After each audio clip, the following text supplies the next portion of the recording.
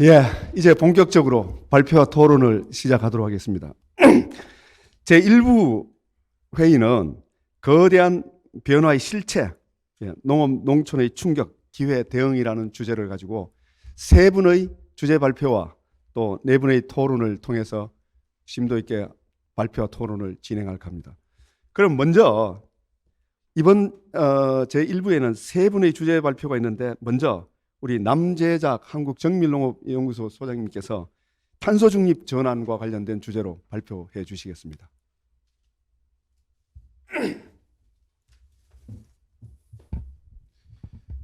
네, 안녕하십니까. 방금 소개받은 정밀농업연구소 남재작입니다. 먼저 이를 뜻깊은 자리에 초대돼서 발표를 하게 돼서 영광으로 생각하고 있고요.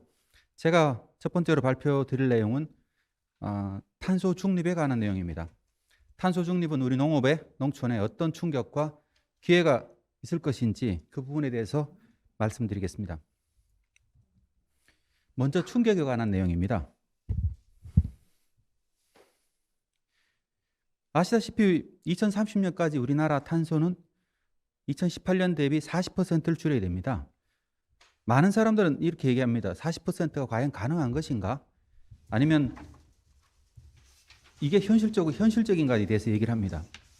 그런데 사실 우리가 2010년부터 BAU 대비 30%를 줄이겠다, 아니면 2016년에는 37%를 줄이겠다, 계속 공약을 해왔었습니다. 하지만 2018년까지 온실가스 배출은 계속 늘어났고요. 지금까지 미뤄왔던 숙제를 이제 해야 될 때가 왔습니다. 농업 분야도 마찬가지입니다. 농업 분야는 2018년에 2,470만 톤 정도를 배출했는데 2030년까지 27%가 줄어든 약 1,800만 톤을 배출하는 양까지 줄여야 됩니다. 2050년은 1,540만 톤까지 줄여야 하고요. 이게 무슨 의미냐 그러면은 27%를 줄여야 되는 것이거든요. 2018년 대비해서요. 보기에는 40%에 비해서는 작은 것처럼 보이는데 2050년까지 줄여야 되는 양에 비하면은 굉장히 큰 양입니다. 그러니까 30년 동안 해야 될 일의 대부분을 앞으로 9년 동안 우리 농업 분야에서 해야 된다는 걸 의미합니다. 농업 분야가 왜 어려우냐 그러면은요. 농업 분야는 다른 분야는 다 이 배출하던 양을 2050년이 되면 0으로 맞추겠다는 건데 농업 분야는 그렇지가 않거든요. 한 65% 정도 수준으로 맞춘다는 겁니다. 왜 그러냐? 농업 분야에서 온실가스가 배출되는 걸 바라보시면은 주로 농경지 토양이라든가 아니면 가축에서 발생합니다. 미생물 작용에 의해서 발생하는 거죠. 그리고 근본적으로 이거는 완전히 없애는 건 불가능합니다. 생물이 살아가는 것이기 때문에요. 그리고 대부분은 가스는 메탄과 아산화질소가 두 가지만 농업 분야에서 하는 걸로 배출됩니다. 에너지 분야는 제외했을 때 그렇습니다. 온실가스 감축 방법으로 나와 있는 것은 논물 관리나 아니면은 비료를 줄이는 것, 그 다음에 가축이 뿜어내는 메탄가스를 줄이는 것 등이 있고요. 근데 이게 어떤 일이냐 한번 생각을 해보시면 논물 관리는 어떤 거냐면 한 가지만 예를 들면은 우리나라 논을 한 80만 헥타르를 보면은 논 한 개가 큰 거는 한 1,000평 정도 하죠. 그러면 이 논을 대략으로 계산하면 240만 개 정도의 논에서 240만 개의 논 대부분에서 물을 2주일 이상 빼거나 아니면 중간중간에 물을 빼는 물 관리를 계속 해야 된다는 걸 의미합니다. 엄청난 숫자인 거죠, 이게요. 나머지 분야도 비슷합니다. 그 외에 또 하나는 이제 탄소를 토양에 격리하거나 아니면 우리가 식생활 습관이 바뀌는 것들도 이제 탄소에 영향을 주게 되는데 이건 나중에 다시 말씀드리겠습니다. 근데 우리가 농업 분야에서 양이 크지 않지만 실제로는 굉장히 어려운 일을 가지고 있다 이렇게 말씀드릴 수 있고요. 또 하나 농업 분야에서 신경 써야 될 거는 메탄 서약이라는 겁니다. 뭐냐 그러면 2030년까지 메탄 발생량을 30%로 줄이겠다는 겁니다. 30%를 줄이겠다는 겁니다. 메탄이 발생되는 것은 대개는 보면 여기 보시면 습지, 세계 기준으로 습지가 가장 많지만 습지는 자연 상태니까 우리가 개입할 수가 없고요. 그 다음에 가축에서 가장 많이 발생되고 있고 그 다음에 에너지 부분, 그 다음으로 벼재배에서 발생합니다. 그러니 메탄이 얘기가 나오면 농업 분야가 반드시 이제 가장 큰 역할을 할 수밖에 없습니다. 우리나라 농업 분야에서 메탄은 그럼 어느 정도 배출되느냐를 보면은 약 1270만 톤 정도가 배출되는 127만 톤 정도 1270만 톤 정도 배출되는데요. 이게 전체로 보면 전체 우리나라 배출되는 양의 약 한 44% 정도 되는 양입니다. 그러니까 만약에 메탄을 줄여야 되면 농업 분야가 가장 큰 책임을 져야 되는 거죠. 메탄이 왜 중요하냐 치면은 이거는 다른 이산화탄소는 하고 다르게 메탄은 약 10년, 12년 정도가 되면은 이제 대기 중에 사라지게 되거든요. 그러니까 만약에 지구의 온도를 바로 낮추고 싶을 때는 메탄이 가장 효과적입니다. 예를 들면 우리가 메탄을 30% 줄일 수 있으면은 지구 평균 기온을 0.3도씨 정도 낮출 수 있다고 얘기하고 있고, 이것도 2040년 정도면 충분히 가능해지는 거죠. 그러니까 1.5도씨 기준을 맞추려 그러면은 메탄 말고는 사실 답이 없다고 보는 게 맞죠. 최근 IPCC 보고서에서는 2040년 정도에, 빠르면 2040년 정도에 1.5도씨가 상승할 거라고 추정을 하고 있거든요. 만약에 우리가 2050년도에 1.5도씨를 지키려 그러면 메탄이 반드시 어떤 역할을 해줘야 됩니다. 거기에서 그럼 농업이 가장 큰 역할을 해야 되는 것들도 있고요. 또 하나 우리가 기후변화에서, 그러니까 이 농업 분야에서 그 메탄이 가장 많이 발생되는 게 축산이었거든요. 그러니까 이게 바로 시장에 영향을 나타나고 있습니다. 뭐냐 그러면은 영국을 예를 들어보면요. 이 보라색 부분이 영국의 농업 분야 탄소 중립 계획을 나타내는 건데요. 이 보라색에는 색깔 칠해진 게 줄어드는 걸 의미합니다. 가장 많은 부분을 차지하는 게 이 식단 전환, 즉 육류 소비를 줄이는 것하고 그다음에 음식물 쓰레기를 줄이는 겁니다. 이게 가장 큰 영향을 차지하고 있고요. 그리고 그 식품 분야 투자자 네트워크랑 페어라는 기구에서 하고 있는 활동을 보면은 축산을 어떻게 줄여야 될 거냐, 아니면 기후변화에 적극적인 식품 기업에 대한 투자를 하지 않겠다, 아니면 시장에서 퇴출시키겠다는 그런 노력들을 하고 있습니다. 이것들이 어떻게 시장으로 반응을 나타나나 보면은 이 우리나라 분들이 미래셋이 얼마 전에 보면은 그 임파서블 푸드 미국 회사입니다. 미국 스타트업인데 3천억을 투자했다는 뉴스를 보셨을 겁니다. 전체를 다 해서 4,800억 정도를 투자를 했고요. 그러니까 이 대체육이라고 말하는, 대체 단백질 식품이라고 말하는 이 식품 카테고리에 지금까지 한 매년, 올해가 작년 같은 경우에는 약 3조 원, 4조 원 정도가 투자가 됐습니다. 그리고 이 한 시장 전망 보고서를 바라보면은 2030년까지 약 30% 정도가 육류 소비 시장을 대체한다고 나오고 있고요. 그다음 2040년 정도가 되면은 60%까지가 육류 소비 시장을 대체할 거로 예상을 하고 있습니다. 이 정도 시장이라고는 굉장히 큰 변화가 예상되고 있거든요. 지금까지가 이게 우리 농업이 이제 글로벌 관점에서 마주칠 내용들이었고요. 농업이 직면한 문제를 보시면은 사실 어느 나라든 상관없이 농업이, 경제가 발전하면 농업의 비중이 줄어들게 됩니다. 근데 우리나라에서 가장 크게 그러니까 이 농가 인구가 줄어들고 농업 비중이 줄어드는 것 자체는 이제 모든 선진국들이 다 같이 겪고 있는 문제니까 이게 이상하다 할 건 없는데요. 문제 우리나라 농업 인구 구조 변화입니다. 그러니까 고령화가 지금 현재 농가의 농장 경영주가 평균 연령이 66세를 넘었었고요. 그 다음에 청년 세대가 거의 없습니다. 거의 없고 5% 이하 정도가 되고 있고요. 그래서 고령화가 굉장히 심각하다는 겁니다. 또 하나 농가의 영세화입니다. 이게 통계적 자료를 보시면은 0.5헥타르 이상의 농가는 90년대 이후로 거의 변화가 없거나 조금 증가했습니다. 반면에 0.5헥타르에서 3헥타르 정도 사이의 농가가 가장 크게 줄어들었고요. 이 얘기는 뭐냐 그러면은 굉장히 규모가 영세해가지고 농가가 고령화되어 있고 영세하기 때문에 새로운 변화를 만들어낼 힘이 없다는 것이고요. 또 하나 중요한 문제는 또 토지 소유 문제도 하나에 걸려 있죠. 비농업인 토지 소유가 45.1%에 해당하고 있고 이게 곧 80%까지 늘어날 것으로 예상하고 있습니다. 이건 마찬가지로 영농형 태양광 문제부터 농촌에 많은 문제를 유발하는 근본적인 원인이 되고 있습니다. 그 다음으로 농업이 또 대응해야 할 위기 중에 하나는 식량 자급률의 위기라고 볼 수 있습니다. 2008년도부터 2014년, 2020년 여러 뉴스를 쳐다보고 있지만은 이 식량 자급률의 위기에 대해서 계속 경고를 하고 있습니다. 하지만 계속적으로 떨어지고 있죠. 식량 자급률은요.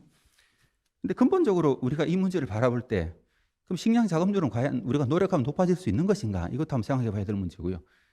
그리고 또 하나의 근본적인 질문은 식량 자급률이 높아야만 식량 안보가 높아지는 거, 이런 것도 고민해 볼 문제가 있다, 고민해 볼 필요가 있다 생각합니다. 그 글로벌 푸드 시큐리티 인덱스라고 이제 세계 식량 안보 지수라는 것도 있는데요. 여기 보면 우리나라가 32위를 하고 있습니다. 32위인데 얼마 전에 29위다 좀 더 떨어졌죠. 4개의 지표를 가지고 있습니다. 물리적으로 이용 가능하냐, 경제적으로 이용 가능하냐, 그렇지만 품질과 안전성, 그 다음에 자연 생태계 미치는 영향, 이런 것 등 정도인데요. 우리나라 국민들이 식량 안보를 생각하면 대개는 물리적으로 이용 가능한 수치가 낮을 거라고 생각합니다. 대개는요. 나머지는 안전성이나 이런 건 높고요. 근데 보면은 우리나라가 성적이 가장 좋은 게 availability, 즉 물리적으로 공급 가능한 양은 사실 우리가 가장 앞선 성적을 나타내고 있고 나머지 분야가 오히려 떨어져 있습니다. 그래서 우리 생각은 좀 다르지도 않을까 이런 생각해 볼 필요가 있는 것 같고요. 그 다음에 뭐 식량 안보 중에 우리나라 같은 쌀 같은 게 중요한데 예를 들면 쌀이 작은 그래프에 보시면은 대개 쌀은 동남아시아에서 아시아 지역에서 대부분 생산되고 있고요.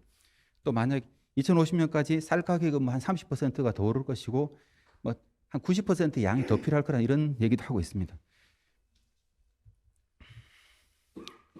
그리고 또 하나 이제 우리가 고민해야 될 거는 이 우리나라 보면은 식량 농업 생산액과 식품 수입액이 거의 한 7, 80% 정도의 그 비중을 수입액이 차지하고 있거든요. 이 얘기는 뭐냐 그러면 우리나라는 완전히 이제 개방적인 식량 구조를 가지고 있다는 걸 의미하고 있고요. 그 다음에 그러니까 보통 대개 사람들이 우리나라에 문제가 생기면은 어떻게 할 거냐 고민하고 있지만 사실 우리나라의 식량 안보는 외국에 문제가 생겼을 때 더 큰 영향을 받는 겁니다. 우리나라 인식과는 다르게요. 이게 우리나라 식량 구조의 특징이고요. 그 다음에 또 이 오른쪽 그래프를 보시면은 대부분 우리나라는 보면은 지금은 원예 작물과 축산의 비중이 굉장히 커졌습니다. 농가 소득을 높이려다 보니까 어쩔 수 없이 이렇게 됐는데요. 식량의 분야에 계속 떨어지고 있죠. 그러니까 새로운 정책을 하거나 아니면 새로운 농업 정책을 펼 때마다 소득 작물을 하려 그러면 원예 작물 쪽이 점점 더 커질 수밖에 없다는 말씀을 드리고 있고요. 이건 역시 마찬가지로 식량 자금률을 떨어뜨리는 요소로 작용할 거라는 의미입니다. 그 다음에 또 하나 농업 분야에 고민해야 될 문제는 에너지 가격 상승인데요. 우리가 기후가 변하니까 이 재배 적시가 바뀌고 또 지방마다 아열대 작물 재배들이 많이 늘어나고 있습니다. 그 다음에 요즘 스마트 원예를 추진하면서 스마트 온실이 굉장히 증가하고 있고요. 이건 뭐냐 그러면 전부 다 에너지 사용을 늘리는 쪽으로 우리 농업 생산 구조가 바뀌고 있는데 예를 들면은 그랬을 경우에 또 하나의 특징은 유류 사용이 전부 다 사라지게 될 거고 전부 다 전기로 바뀔 것이거든요. 근데 이 G7의 EU에서는 2025년까지 단계적으로 화석 연료 보조금을 폐지할 거라고 얘기를 하고 있고 에너지 업계 쪽에서 농사용 전기 가격을 현실화시키는 노력들을 계속해 오고 있습니다. 현실적으로 이제 에너지 가격이 상승할 수밖에 없다는 걸 의미하고 있고요. 이럴 경우에 그럼 우리나라 농업의 경쟁력은 다 어떻게 될 거냐? 우리나라 농가 소득 기반을 유지하고 있는 원예나 축산은 어떻게 달라질 거냐? 이것도 이제 굉장히 우리나라 농업계가 가지고 있는 고민입니다. 어쨌든 이 종합적으로 보면 탄소 중립이라는 여정은 보면은 크게는 보면은 소비자 부분, 그러니까 이 식품 폐기물을 줄이거나 아니면 축산을 줄이거나 축산물 섭취를 줄이거나 하는 것들이 크게 하나가 이제 구성을 하고 있고, 그다음에 생산성을 증대하는 것, 이제 기술 발전, 정밀 농업이라는 기술을 통해서 하는 것, 그다음에 농업 기술을 혁신하는 것, 예를 들면 장내 발효, 그 소의 그 위에서 메탄 발효를 줄여드는 이런 새로운 기술을 개발하는 것들이 있습니다. 이런 걸 전반적으로 통해서 농업 생산성을 높이면 결과적으로 우리가 추구하는 게 뭐냐 그러면은 가능하면 많은 농경지를 자연 생태로 돌리는 거죠. 그러니까 농사를 짓지 않는 가능하면 그게 이제 글로벌 관점에서의 이 접근 방식입니다. 물론 우리나라하고는 전혀 다르죠 상황이요. 큰 틀에서 보면 이제 이게 탄소 중립, 농업 분야에서 탄소 중립에 이르는 큰 여정이 될 것이고요. 이게 결국은 이제 유럽이라는 유럽 국가들의 탄소 중립에 큰 뼈대를 형성하고 있습니다. 여기에 나와 있는 것들이 중에 하나가 유기농업을 25%까지 늘리겠다 하는 이런 정책들이 이제 이런 배경에서 만들어지고 있는 것이고요. 그리고 올 초에 이제 영국에서 발표된 아주 의미 있는 보고서 중에 하나가 다스굽타 리뷰라고 우리나라 뉴스라든가 아니면 여러 뉴스에서 많이 다뤘던 거 있죠. 여기서 근본적으로는 보면 농업이 이 탄소 중립에 추구하는 방향이 뭐냐 그러면은 크게 이 자연 생태계를 휴먼 자본, 생산 자본, 자연 자본으로 나눴을 때 이 세 가지 휴먼 자본과 생산 자본의 자연 자본을 과도하게 이용하면서 현재 불균형이 만들어졌으니까 근본적으로 이 생태계 평형을 다시 만들자는 움직임이 관한 관점에서 접근했고요. 이걸 하기 위해서는 결론적으로는 이걸 가능하게 하는 게 결국은 과학기술이라는 거죠. 농업 분야 과학기술 발전을 통해 가지고 이 문제를 어떻게 해결할 거냐는 게 가장 크게 하는 것입니다. 여기는 물론 정밀 농업이나 수직 농장, 대체 가공식품 등이 이제 다뤄지고 있습니다.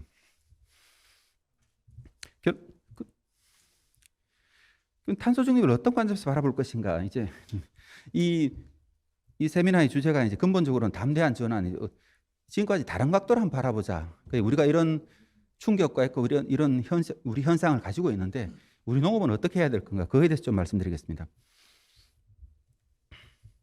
어떤 사람은 이걸 위기로 볼 수도 있고 어떤 사람은 이걸 기회로 볼 수도 있을 것 같습니다.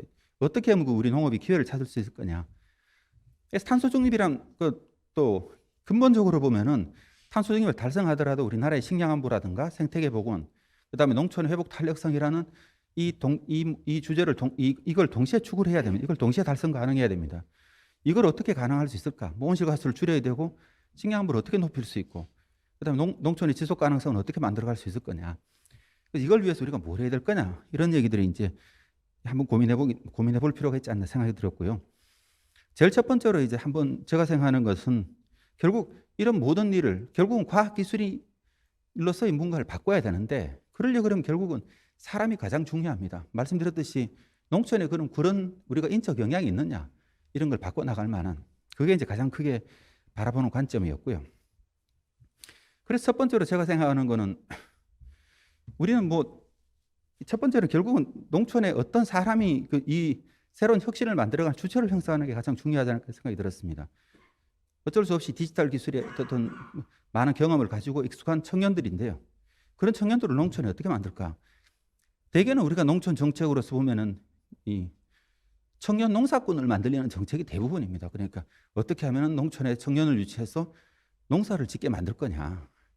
근데 좀 다르게 생각해 볼 거는 굉장히 쉽지 않은 일이거든요. 토지 문제부터 시작해가지고 이게 보통 문제가 아니거든요. 그러니까 이 농촌에서 먼저 그럼 청년들의 일자리를 어떻게 만들 거냐, 농업 관련된 일자리를 어떻게 만들 거냐. 물론 일을 하면서도 뭐 농사를 지을 수도 같이 겸업을 할 수도 있겠죠. 그럼 청년들이 농촌에서 일자리를 만드는 방식에 대해서 먼저 집중하는 게 어떻게 이런 생각이 좀 들었었고요. 그러기 위해서는 농업기술 전달 체계를 어떻게 요즘 새로운 테크놀로지를 받아들이는 어떤 이러닝이라고 얘기하는 것들 이런 방법론들이 좀 필요할 것 같고요. 또 농촌에서 청년이 살만한 환경을 조성하는 것들이 초고속 인터넷망이라 이런 것들이 굉장히 중요할 것 같습니다. 이런 것들을 먼저 갖춰오는 것들이 이제 우선이 아닐까 이런 생각이 들었었고요. 왜 그런 생각을 하냐 그러면은 근본적으로 보면은 미래 농촌은 보면은 제가 생각할 때는 이게 사과 따는 일꾼이 필요한 게 아니고 사과 따는 일꾼을 관리할 로봇이 필요할지도 모른다. 한 5년, 10년 후에는 앞에 말씀드렸듯이 보시면은 농업용 로봇이 대개 5년, 10년 정도가 되면은 활용이 될 거라고 생각하고 있거든요. 그러면은 5년, 10년 후에 우리가 생각할 때는 지금은 이 자율주행 농기계 같은 것들 농민이 샀어 쓸 거라고 생각하지만은 실제로 그걸 사서 쓸 수는 없거든요. 왜냐하면 그거는 인공지능이랑 계속해서 업데이트가 돼야 되는데 농가에서 그걸 쓰면서 그렇게 할 수는 없습니다. 기술 발전이라는 거는 형태 자체를 바꿀 거라 생각하고 있고요. 미국 같은 경우에 이게 딸기 기계인데요. 딸기 수확하는 기계인데 이 인공지능으로 다 땁니다. 이게 미국도 마찬가지로 코로나 때문에 멕시코 노동자들이 못 들어오면서 딸기 농장에 딸기들이 다 썩어서 버렸거든요. 그래서 이런 서비스들이 나왔는데 뭐냐 그러면 딸기 100kg를 수확하면 얼마를 받는 방식이죠. 이게 여기 로봇들이 동작하기 시작했고요. 이 오른쪽 그림 보시면 이거는 구보타사하고 일본의 구보타사하고 이스라엘 스타트업인 테벨사 같은 곳에서 만들었는 로봇인데 이 하늘에 떠다니면서 이렇게 타과를 땁니다. 이렇게 날아다니면서요. 이 동영상을 보시면 인터넷 확인할 수 있습니다. 이런 기술이 들어오면 이제 점점 더 농업은 서비스화되어 갈 거라는 거죠. 물론 우리 농업도 이미 서비스화되어 가고 있거든요. 드론 방제 같은 경우는 이미 서비스화되어 가고 있고 트랙터 같은 경우도 많은 경우 이제 농가들은 이것을 빌려서 쓰게 됩니다. 우리가 아직까지 그런데 그걸 어떻게 체계적으로 만들어 갈 건가? 농촌 청년들 같은 경우에는 이런 걸 위해서 어떻게 보면 투자 형태의 새로운 고용 형태가 필요한 게 아닐까 이런 고민도 해볼 필요가 있다고 생각 들고요. 그 다음으로 일하는 방식입니다. 문제는 우리가 9년 동안에 30년 동안 해야 될 것의 70%를 해야 되고 72%를 해야 되거든요. 지금까지 그러면 우리가 R&D를 하고 현장 확산을 위해 가지고 실증을 하고 그 다음에 이제 확산하고 이런 식의 단계를 거치면은 최소한 짧아도 5, 6년, 6, 7년 훅 가거든요. 10년 동안 우리가 할 수 있는 게 별로 없을 겁니다. 근데 우리가 탄소 중립을 위한 기술들은 이미 다 밝혀져 지금 현재 이용 가능한 기술들이 많거든요. 그래서 우리가 이 현장에 접근하는 방식도 먼저 사업화 모델을 만들고 어떻게 접근할지 대개의 문제는 기술의 문제가 아니고 사실은 이 협의 과정이 더 문제가 되거든요. 영농이 당에서 하는 것처럼요. 그다음에 바이오가스 가축군요 바이오가스 마찬가지고요. 문제는 기술이 어려운 게 아니고 사실 사회적 합의가 참여가 어려운 겁니다. 그래서 그걸 어떻게 가능할까 다양한 모델을 만들고 그 R&D와 실증을 동시에 하고 그다음에 성공적인 사례들을 가지고 계속 확산해 나가는 이런 방식들이 이제 빠르게 진행해 나가는 게 탄소 중립이라는 것에 굉장히 중요할 까 생각하고 있고요. 그 일하는 방식을 어떻게 바꿔 나갈 건가? 이거는 스마트 농업에서 마찬가지입니다. 그다음에 그런 걸 가능하게 하기 위해서는 결국은 농촌의 디지털 인프라라는 것이 굉장히 중요합니다. 예를 들면은 농촌의 디지털 인프라가 갖춰져 있어야 그 위에 이제 어떤 기술 플랫폼을 만들고 그 위에 서비스 플랫폼을 만들고 이렇게 쌓아 나갈 수가 있는데 우리가 농촌에 제대로 된 디지털 인프라가 없이 위에 것만 이렇게 건성건성 쌓아 나가서는 체계적으로 만들어 나갈 수가 없다는 생각이 들고요. 그래서 농촌의 디지털 인프라를 위한 어떤 획기적인 정책을 추진해 나가는 것들이 미래를 위해서 굉장히 중요하다는 생각을 하고 있습니다. 그다음으로 제가 마지막으로 주장하고 싶은 거는 글로벌 밸류 체인이라는 겁니다. 결국 앞에서 말씀드렸듯이 우리나라 식량 안보가 우리나라 내에서는 해결될 수 없거든요. 세계에 있는 대부분의 나라들이 자기 나라 내에서만 식량 안보를 해결하는 나라는 거의 없습니다. 그러니까 이 글로벌 밸류 체인에서 보시면 이게 우리가 다운스트림과 업스트림 쪽에서는 보면 우리나라가 굉장히 큰 시장을 가지고 있고 다운스트림 쪽에서는 업스트림 쪽에서는 우리나라 R&D가 1조 원적으로 세계적으로 가장 많은 R&D를 투자하는 나라 중에 하나거든요. 그런데 이런 기술이 개발돼도 사실 시장이 우리나라 농업 자체가 영세한 구조를 가지고 있기 때문에 이런 R&D가 수익을 낼 수 있는 구조가 아닙니다. 그러니까 R&D와 이 산업화 성과가 일치하지 않는 문제가 이제 가장 크게 발생하고 있거든요.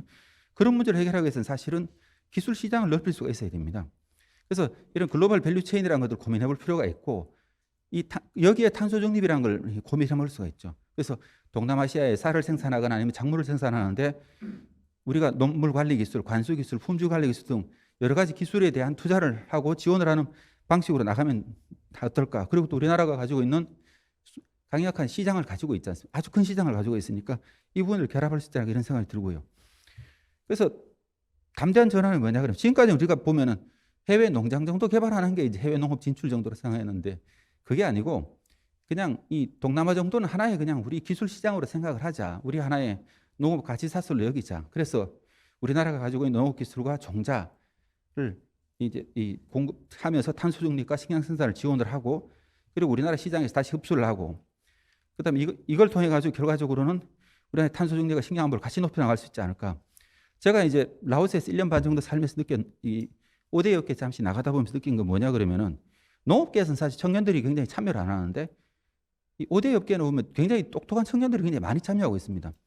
왜 그렇게 하냐고 바라보고 있으면은 이게 뭔가 도전할 만하다고 느끼는 것 같아요 보면은요.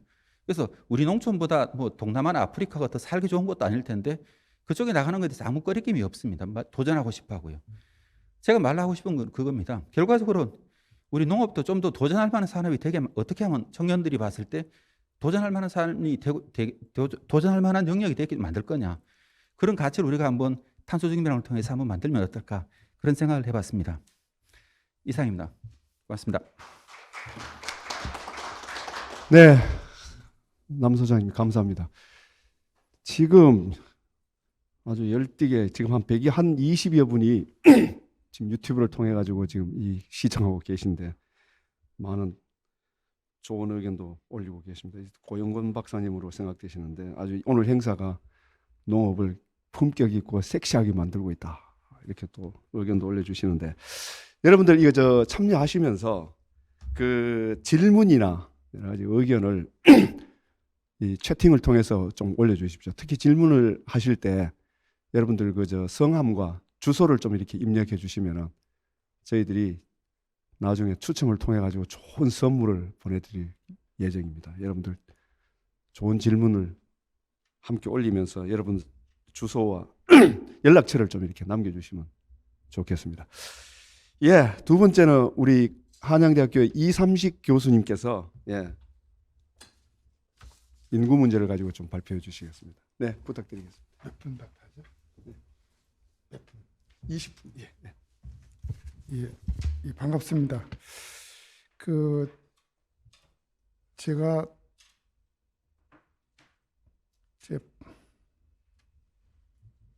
발표할 내용은 인구 감소 및 구조 변화, 두 번째가 농촌 인구 감소와 지방 소멸, 세 번째가 지방 소멸의 사회경제 영향, 그리고 마지막으로 대응 방안 이 순서로 말씀을 드리도록 하겠습니다.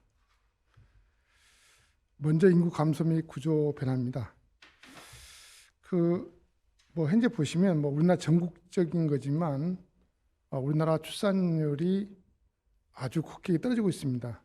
우리가 제가 여기서 여러 가지 긴 설명 안 해도 여러 가지 매스컴을 통해서 그동안에 우리나라 출산율이 상당히 심하다 이렇게 이야기되고 있습니다. 학교 출산율이 2020년에 0.83명, 그리고 아마 올해는 한 0.8명까지 떨어질 거라 예상하는 것도 있습니다. 그리고 출생아 수가 1971년에 102만 명에서 정점이 이루어졌지만 지금 2020년 작년에는 27만 명으로서 거의 4분의 1토막이 났다고 볼 수 있습니다.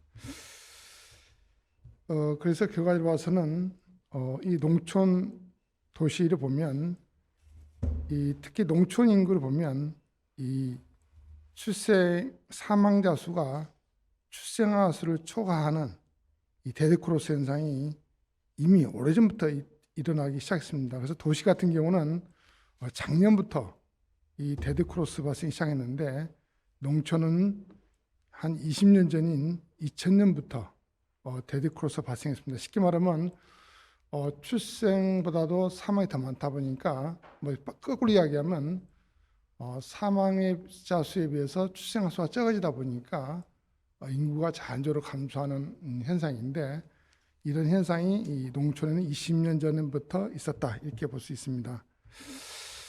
그래서 이런 도시도 그렇고 농촌도 그렇고 이제 이 본격적으로 데드크로스가 시작되는 어떤 그런 시기에 도달하다 보니까 우리나라 인구가 이 2029년부터는 이제는 다운사이징, 이 전국 인구가 감소하는 이런 시기가 도래합니다. 지금까지는 농촌에서 많은 인구가 감소했지만 사실은 전국 인구는 계속 증가해 왔습니다. 그렇지만 이제 데드크로스 시점을 지나서 약 한 9년 동안에 걸쳐서 약간 사적 증가, 쉽게 말하면 외국에서 들어오는 인구 유입 이런 부분이 약간 있기 때문에 약간은 우리가 이 정점 이런 식으로 딜레이 되지만 그래도 그 시기도 한 9년만 지나면 우리가 인구 정점에 도달해서 이 한국 인구가 이제 감소하는 이 시기가 도달했습니다. 유선 인구는 1971년부터 이미 감소를 시작했고 노인 인구는 계속 증가 추세가 있기 때문에 아마 베이비붐 세대가 거의 사망한 시점 이르는 한 2051년 정도부터 감소를 시작할 겁니다. 우리가 베이비붐 세대를 주로 우리가 1955년생에서 1974년생까지 약 20개 연령층을 갖다가 이야기를 합니다. 이에 따라서 인구 구조가 이제 극히 고령화됩니다. 보시다시피 우리가 이 전체적으로 보면 이 총 인구 중에서 노인구 비율이 빠르게 상승합니다.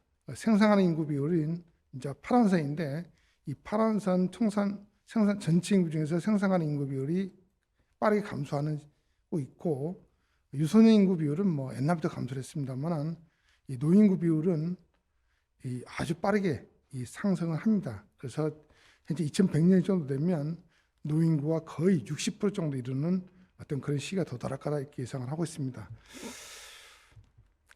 우리나라는 사실은 고령화 수준을 이야기하지만 아직은 높은 수준은 아닙니다.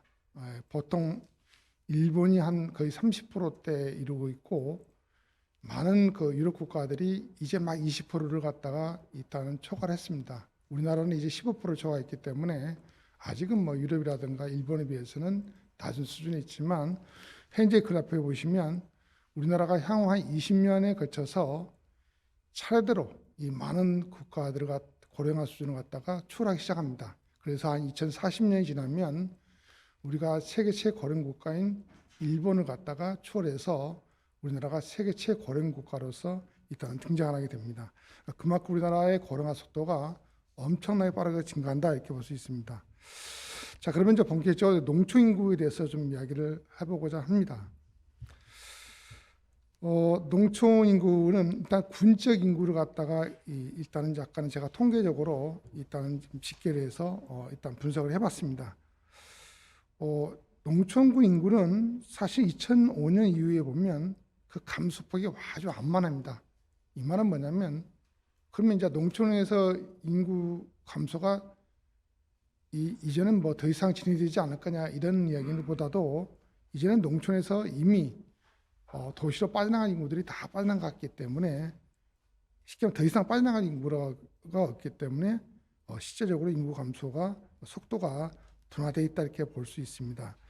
다만 더 역으로는 또 하나 중요한 것은 이 수도권 지역에 있는 일부 군 지역에, 또 충청권에 있는 일부 군 지역에 보면 읍지역 같은 데가 여러 가지 이 산단이라든가 택지 개발이 이루어지면서 약간 인구 유입이 증가하면서 전반적으로 보면 농촌의 인구 감소가 약간 그 감소세가 둔화되어 있다 이렇게 볼 수 있습니다. 뭐 도시 인구는 뭐 우리가 교육, 고용, 문화, 보건, 인프라 모든 것이 집중되다 보니까 여전히 우리가 이 도시 인구는 크게 증가하고 있고, 그리고 우리가 역사적으로 보면 우리가 이제 수도권 인구가 수도권 이외 지역 인구를 초과하는 그 시점에 와 있습니다. 그래서 우리나라의 인구 어떤 그런 그 터닝 포인트가 특히 2020년, 2021년을 전후로 해서 상당하게 많은 의미를 갖다가 우리가 함의하고 있습니다. 예를 들어서 아까 말씀드린 대로 데드크로스가 전국적으로 발생하고 있고, 이제 수도권 인구가 비수도권 인구를 초월하기 시작했고, 고령화 수준이 점점점 높아지는 이런 이제부터 받기 시작해서 향후 20년 동안에 아주 빠르게 진행한다든가 그래서 우리나라의 어떤 인구 어떤 그런 시프트 어떤 그런 표로 흐름들이 2020년을 기점으로 해서 향후 20년 동안에 걸쳐서 우리가 지금까지 경험하지 못한 속도, 경험하지 못한 수준, 이런 속도로 아주 급게 진행된다 이렇게 볼 수 있습니다. 자, 이 그림은 제가 2017년에 정성군을 대상으로 한번 연구를 프로젝트를 시작한 적이 있습니다만은, 이 당시 한 개의 면을 가지고 2060년까지 추계해 본 인구 구조입니다. 이 그림을 보시면 2017년만 되더라도 약간 그 면 지역이 인구 피라미드 같은 그런 형상을 보이고 있습니다. 그렇지만 2040년, 2060년이 되면 뭐 특히 2060년 그림을 보면 이게 뭐 인구 구조인지 인구 피라미드인지 모를 정도로 형상이 거의 파괴가 버립니다. 그만큼 우리나라 특히 면 지역이라든가 이런 지역 단위로 보면서는 인구의 어떤 소멸이 아주 가속화되고 있고, 이제는 뭐 이 장기적으로 보면 거의 인구가 형체를 알아볼 수 없는 정도로 일단 구조가 파괴되고 있는 그런 모습을 볼 수 있습니다. 8개 도의 인구를 보면 보시면 8개 이 강원도 등 그 경기도를 빼고 나머지 8개도 인구를 보면 1972년부터 지속적으로 감소하고 있다고 볼 수 있습니다. 그리고 인구 감소를 갖다가 이 기초 시군 단위로 보면 2015년에서 2020년 사이에 인구 감소 군 지역을 보면 이 전체 82 군 중에서 67곳, 83%가 지난 5년 동안에 인구가 감소를 했습니다. 정말로 이 대부분 군들이 지난 5년 동안에도 빠르게 인구를 감소했다고 볼 수 있습니다.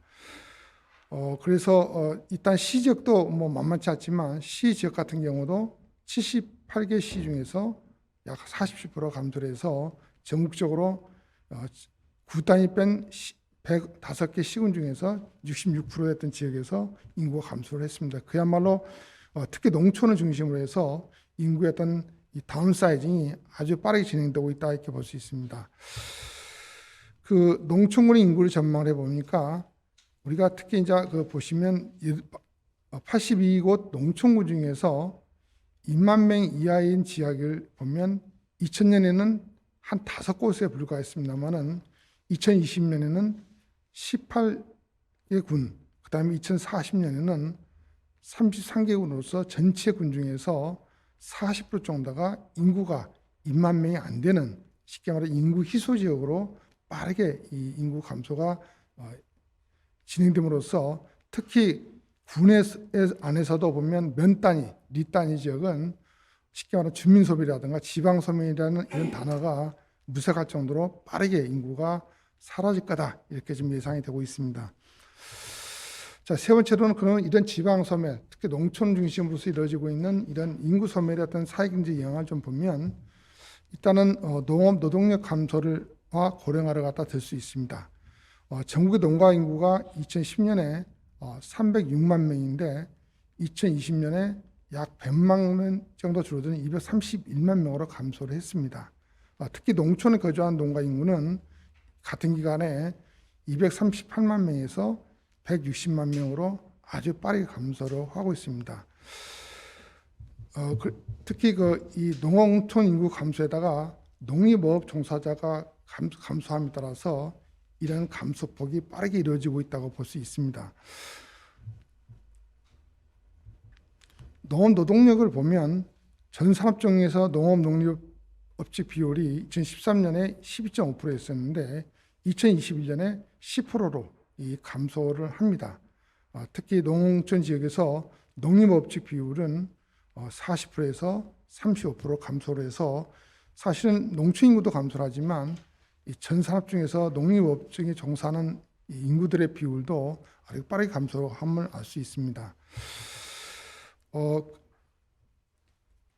그리고 특히 이 농림업직 인력을 보면 2018년에서 2028년에 그 10년 동안의 그 고용노동부에서 예측한 그 예측치를 보면 농림업직 인력들이 2018년에서 2028년 10년 동안에 걸쳐서 134만 명에서 112만 명으로 감소하는 어떤 그런 예측도 있습니다.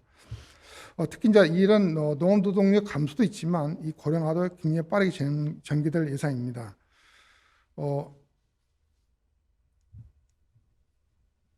보시면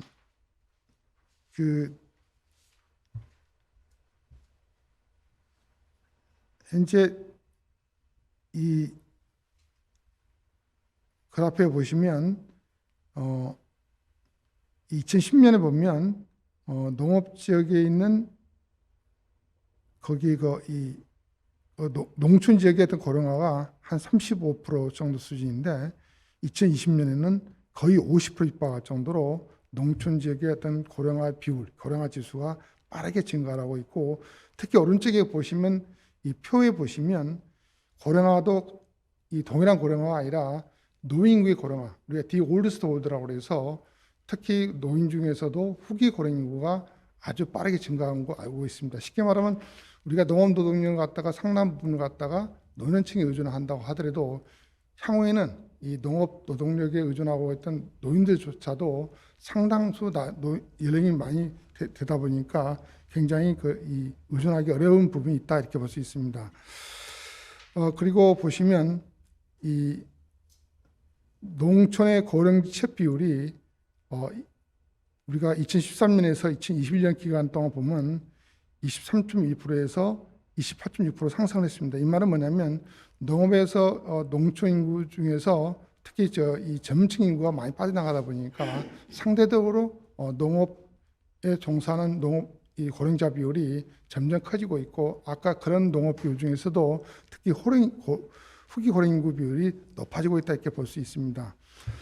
자, 그러면 우리가 이렇게 이제 보면 이렇게 농업 노동이 감소하는 부분도 있지만 농촌 지역에는 어떤 문제가 생기냐면 우리가 인구 감소가 이 여러 가지 그 지역의 내수를 갖다 위축시킵니다. 쉽게 말하면 지역에 있는 병원이라든가 교육기관이라든가 또는 문화시설이라든가 또는 시장들 이런 여러 가지 이 생활 필수한 필수적인 어떤 그런 곳이 있는데 이런 것들이 인구가 줄어들면 수요가 줄어들다 보니까 이런 많은 병원이라든가 학교라든가 이런 것들이 문을 닫을 수밖에 없습니다. 그러면 결국은 그 많은 생활 SOC가 일단은 폐쇄가 되고 거기에 따라서 많은 사람들이 또 새로운 일자리를 찾아서 떠날 수밖에 없는 그런 구조를 보이고 있습니다. 그러다 보니까 또 다시 인구 유출되고 또 인구 유출되다 보니까 내수시장의 감소, 이런 인프라 붕괴 이런 것들이 굉장히 악순환적 고리로 돌아서다 보니까 결과적으로 봐서는 이 전반적으로 이 농촌의 인구의 어떤 그런 이 소멸 가속화가 이 나선행으로 진행되고 있다 이렇게 볼 수 있습니다. 결과적으로 봐서는 우리가 이 인구 감소는 인구 감소로 이 기초생활 인프라가 운영이 곤란해서 비효율성이 증가하라 해서 결국은 우리가 적자가 발생하거나 인프라 유지 보수가 곤란하고 서비스 질 저하를 가져오는 문제가 있습니다. 그리고 또 하나는 사회적 서비스 공급이 감소되는 거죠. 예를 들어서 우리가 의료기관이 폐쇄됨에 따라서 농촌에 사는 거주하는 사람들은 건강 돌봄 유지 곤란이 어려워서 궁극적으로 에이징 인 플레이스가 상당히 어려운 어떤 지경에 처할 거다. 쉽게 말하면 우리가 좀 이 나이가 들어서도 자기가 평소에 살고 있는 편안한 곳에서 오래 나이가 들고 싶어하는 욕구, 쉽게 말해 에이징 인 플레이스가 있는데 이런 욕구 실현이 어렵다 보니까 결국은 농촌에 있는 노인들도 병약해지면 도시로 옮길 수밖에 없는 그런 고리가 있다 이렇게 볼 수 있습니다. 그리고 상점이라든가 상점이 폐쇄됨에 따라서 이쪽 쇼핑 난민, 우리가 일본하고 독일에서 발생하는 것 같은 쇼핑 난민들, 돈은 있지만 우리가 이 생필품을 구입할 수 없는 푸드 데저트 이런 것들이 한국 사회도 이제 막 발생하고 있다 볼 수 있습니다. 그리고 문화예가 인프라가 붕괴됨에 따라서 지역 주민들의 어떤 정서적 침체라든가 우울증들이 상당히 증가할 수 있다 이렇게 볼 수 있습니다. 제가 좀 시간이 됐지만 과거에 제가 어느 학계지 논문이다 했던 논문의 결과를 보면 이런 농촌군에서 오히려 도시보다도 이 우울증 증세가 더 심한 결과를 갖다가 발견한 적이 있습니다. 또 학교 폐쇄는 궁극적으로 젊은 층들, 젊은 아이를 데리고 있는 젊은 층들이 유출을 갖다 가속화시키는 문제가 있고 또 대중교통도 수요 감소함에 따라서 노선이라든가 정류장 수가 폐쇄되거나 이름에 따라서 노인 이동성이 저하되는 문제가 있습니다. 이런 노인 이동성이 저하는 결국적으로 아까 푸드 데저트라든가 쇼핑 난매 이런 여러 가지 문제가 지역사회에서 복합적으로 발생할 수밖에 없는 문제가 있습니다. 그리고 궁극적으로는 이런 사회적 서비스 공급 감소는 관련 일자리를 감소시키고 거기에 따라서 종사 인력들이 외부에 나갈 수밖에 없기 때문에 결과적으로 봐서는 이 농촌 자체가 설사 농업을 중심으로 해서 일부 사람들이 남아서 유지가 되더라도 농업 이외의 많은 생활 인프라들이 붕괴됨에 따라서 실제 사람들이 거주하기 어려운 어떤 그런 지역으로 변환될 수 있다 이렇게 볼 수 있습니다. 그래서 결과적으로 봐서는 지방 우리가 이런 인구의 어떤 그런 서비스 전달체가 붕괴가 인구 희소 산재가 서비스 전달체가 붕괴되고 결과적으로 봐서는 많은 행정, 보건, 복지, 안전 등 서비스가 효율적으로 전달할 수 없는 그런 문제가 생길 수밖에 없는 문제가 생길 수 있습니다. 그리고 또 하나 중요한 것은 농촌지역 환경 파괴입니다. 우리가 이 사람들이 떠난 자리들, 특히 주택 폐가라든가 또는 여러 가지 학교 폐교 또는 폐점들, 폐공장들 이런 많은 것들은 우리가 환경 파괴를 일으킴으로써 남아있는 주민들의 어떤 건강 안전 문제에 상당히 위해가 갑니다. 보통 환경론적으로 보면 우리가 사람들이 쓰고 남은 것을 버린다고 해서 그 자체가 자연적으로 환원되지 않습니다. 오히려 그 자체는 더욱더 환경이 이해지게 될 수밖에 없습니다. 오히려 이 사람이 떠난 자리를 어떻게 우리가 복구하냐가 더 소모적이고 더욱 어려운 과제라고 볼 수 있지만 현재 우리나라에서는 이런 사람들이 떠난 자리에 대해서 환경적인 차원에서 여러 가지 이 정치라든가 보호가 잘 이루어지고 못한 것도 사실이다 볼 수 있습니다. 자, 그럼 어떻게 대응할 거냐? 우리가 보통 이 봉쇄 인구, 외부에서 인구 들어오지 않는다고 보면 인구 등에 따른 지역 간의 인구 증가 합은 제로섬입니다. 쉽게 말하면 외국에서 이민자가 들어오지 않는 한은 지자체 간에 우리가 인구의 어떤 그런 유입을 갖다가 유인하기 위해서 많은 정책을 하고 있지만 그 결과로 봐서는 어떻게 보면 제로섬이다 볼 수 있겠고 특히 이런 제로섬 하에서는 우리가 내부적으로 아까 데드크로스가 발생하기 때문에 인구는 계속 감소할 수밖에 없기 때문에 마이너스 방향으로 가면서 제로섬이 계속 이루어지고 있다 이렇게 볼 수 있습니다. 또 하나 전제 조건은 뭐냐면 앞으로 기술 발전이 가속화되다 보니까 특히 ICT라든가 4차 산업 기술이 발전하다 보니까 이런 기계화 자동화 등이 농업 인력 수요를 어느 정도 감소를 우리가 가져올 수 있겠다는 그 전제도 이루어질 수 있습니다. 그리고 마지막으로는 우리가 이 노동 집약적인 산업들 이런 것들이 쇠퇴됨에 따라서 앞으로 우리가 이 농촌에서 과연 이 인구 인력들이 어떻게 유지될 거냐 이런 것들에 대해서 이런 전제를 가지고 우리가 한번 접근해 볼 필요가 있다고 볼 수 있습니다. 자, 인구 감소 대응 기본 방향이 됐습니다. 인구 감소 속도 조절의 문제에서는 우리가 과거에 그래서 현재까지 보면 많은 지자체에서 보면 성장 패러다임에 매몰되어 있습니다. 우리가 보통 외국에서 보면 이것을 갖다가 생산력 트랩이라고 봅니다. 그렇지만 많은 그 독일이라든가 많은 국가에서는 이런 것에 대해서 반성하는 의미에서 디그로스 무브먼트라고 해서 이제는 성장 중심이 아니라 다른 부분에서의 어떤 인구 감소 속도를 조절해야 한다 이야기를 하고 있습니다. 그렇죠. 우리나라는 많은 지역에서 어떻게 보면 일자리를 막 창출하고 산단이 유치하고 이런 크로스 트랩에 걸려서 하고 있다 보니까 오히려 어느 지자체도 성공한 지자체가 없는 그런 상황에 있다고 볼 수 있습니다. 또 하나 두 번째 우리가 이야기는 농업 인력을 유지할 때는 농업 경쟁력이 어떻게 제고할 거냐 이런 측면입니다. 지금 현재는 우리는 농촌에 보면 우리가 이 남아있는 노인들이 주로 농업을 하고 있지만 앞으로 10년, 20년 되면 이 노인들도 다 사라지게 됩니다.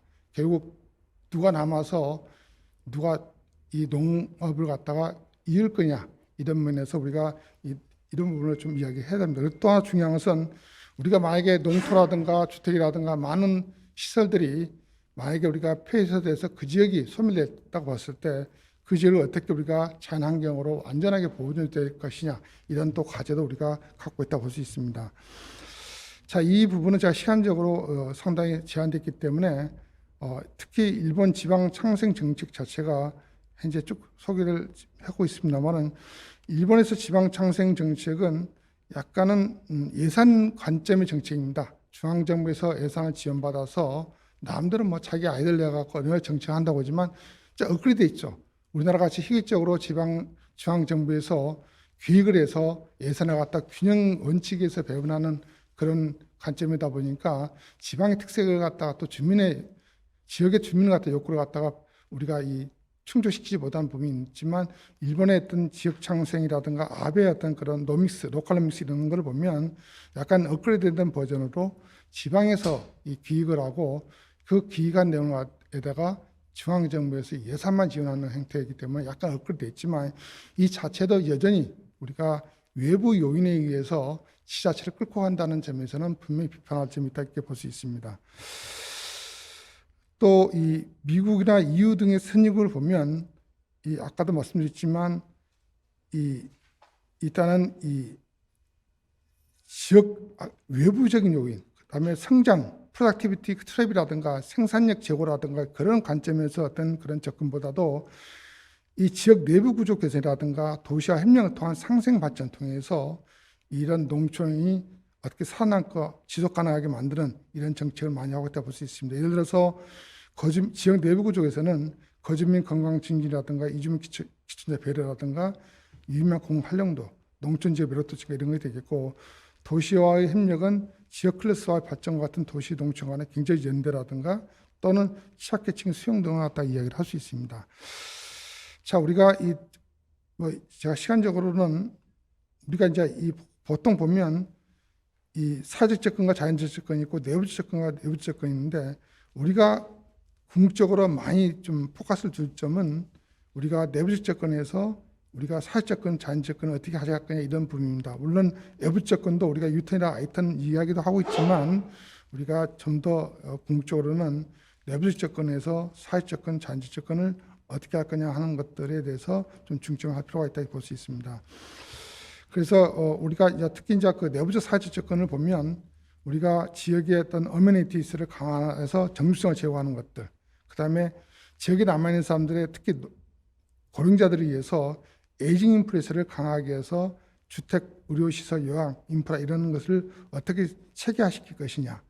그다음에 또 하나 더 중요한 것은 일본 같은 데서 많이 그 정책적으로 지향하고 있지만 인구 분산 지역에 남아있는 고령자들의 고립들에 대해서 어떻게 긴급 시스템을 어떻게 구축할 거냐 이런 것들이 굉장히 중요하다 볼 수 있습니다. 그리고 내부적 자연적 접근으로서는 우리가 정주 인구 대상으로서 저수산 대책을 강화하는 것들 이런 것들이 굉장히 중요하다 볼 수 있습니다. 특히 이런 것들은 중앙정부 희귀적인 접근보다도 농촌 지역의 특성에 맞는 주민 요건에 맞는 정책을 수립하는 것들이 더 중요하다 이렇게 볼 수 있습니다.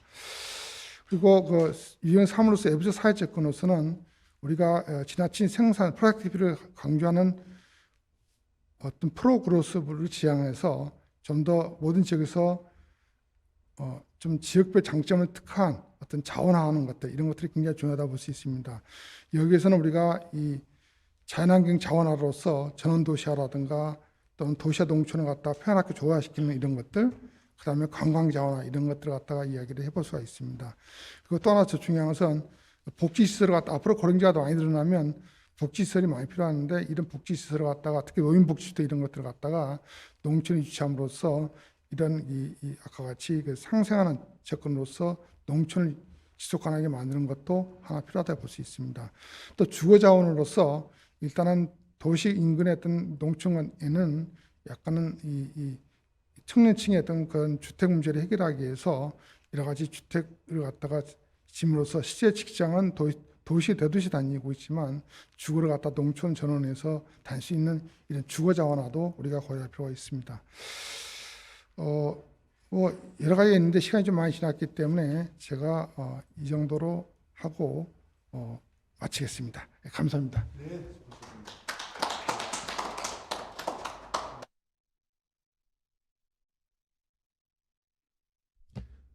유튜브를 통해 가지고 참여하고 계신 분들이 굉장히 활발하게 질문을 많이 올려주고 계십니다. 특히 그 남재작 소장님께 드리는 질문이 몇 가지 눈에 띕니다. 좀 살펴보고 계시죠? 예.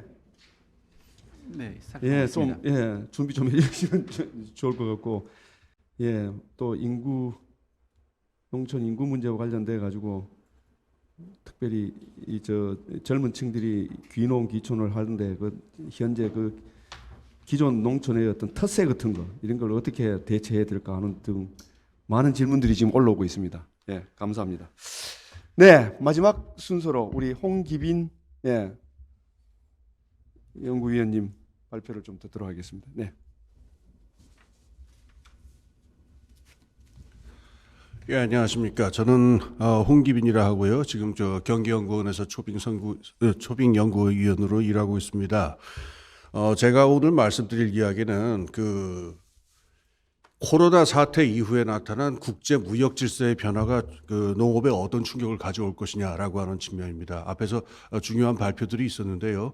지금 코로나 사태가 어떤 중장기적인 영향을 미칠 것이냐라고 하는 것에 대해서 그동안 굉장히 여러 가지 어떤 추측과 뭐 영어로 speculation이라고 하죠. 추측이라든가 어떤 추론 같은 게 많았었는데 지금 그 윤곽을 드러내고 있는 코로나 이후에 그 세계상에 있어가지고 처음에 예측했던 것보다 상당히 그 심각한 충격이 나타날 것이다라고 좀 보는 견해가 많아요. 특히 가장 중요한 게 세계 무역 질서에 가져오는 충격이 있을 것이다라고 하는 겁니다. 그런데 잘 아시겠지만은 이 무역 질서라고 하는 것에서 가장 예민하고 중요한 문제가 원자재하고 농산물이죠. 그래서 우리가 그 90년대부터 WTO 시스템을 국제적으로 만들어서 그 국제무역 질서를 만들 적에 19세기와 마찬가지로 사실 가장 이 자유무역 질서를 만들 적에 중요한 품목이 바로 이 농업 문제가 됩니다. 이건 안보 문제랑 직결이 되고 너무나 잘 아시는 문제니까 반복할 필요가 없겠죠. 그런데 지금 코로나 사태로 지금 한 2년째 아직 뭐 끝난 것도 아니고 특히 지금 선진국 바깥으로 나가게 되면은 그 인구 접종률이 아프리카 같은 곳에서는 굉장히 낮습니다. 10% 정도밖에 안 되는 곳들이 많고. 그래서 지금 코로나 사태가 진행되는 과정에서 이 무역 질서가 중장기적으로 어떤 변화를 가져올 것이냐라고 하는 게 지금 나오고 있는데 세 가지 정도를 제가 말씀드릴까 합니다. 이 세 가지가 단기적인 것, 중기적인 것, 그다음에 장기적인 것, 보다 근원적인 것 이렇게 얘기를 할 수가 있을 것 같아요. 첫 번째 좀 단기적인 차원에서의 변화는 이 가치사슬의 변화입니다. 그건 제가 좀 이따 이제 말씀드리도록 하고요. 그다음에 두 번째 이거보다 좀 더 중기적이라고 할까요? 뭐 이것도 굉장히 장기적이고 뭐 중요한 큰 변화입니다만은 지구 전체가 지금 글로벌 리스크 레짐으로 지금 전환을 했습니다. 즉 코로나 사태를 계기로 해서 기후위기라든가 에너지 전환 같은 전 지구적 차원에서의 쟁점을 본격적으로 관리하는 시스템으로 지금 지구적 체제가 이행을 하고 있는데 이게 농업과 무역 질서와 특히 에너지, 원자재, 식량에 가져오는 충격이 막대합니다. 그다음에 세 번째로 이것도 장기적일 뿐만 아니라 아주 근원적으로 핵심적인 변화인데 지정학적인 변화입니다. 많은 사람들이 우려했던 바대로 그 미국하고 중국의 그 경쟁 관계라고 하는 게 두 번째 냉전이다라고 이야기할 정도로 좀 근원적으로 심각하게 바뀌어가고 있습니다. 근데 이게 그 단순히 좀 이따 더 자세히 말씀드리겠지만은 단순히 두 나라의 경쟁 문제로 끝나는 것이 아니고요.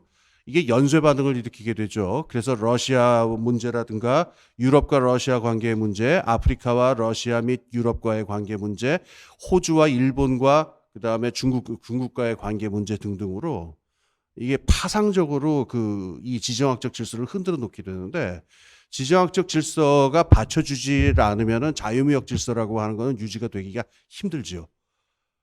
그래서 지금 말씀드린 이 세 가지의 요인에 대해서 하나하나 좀 말씀을 드리겠습니다.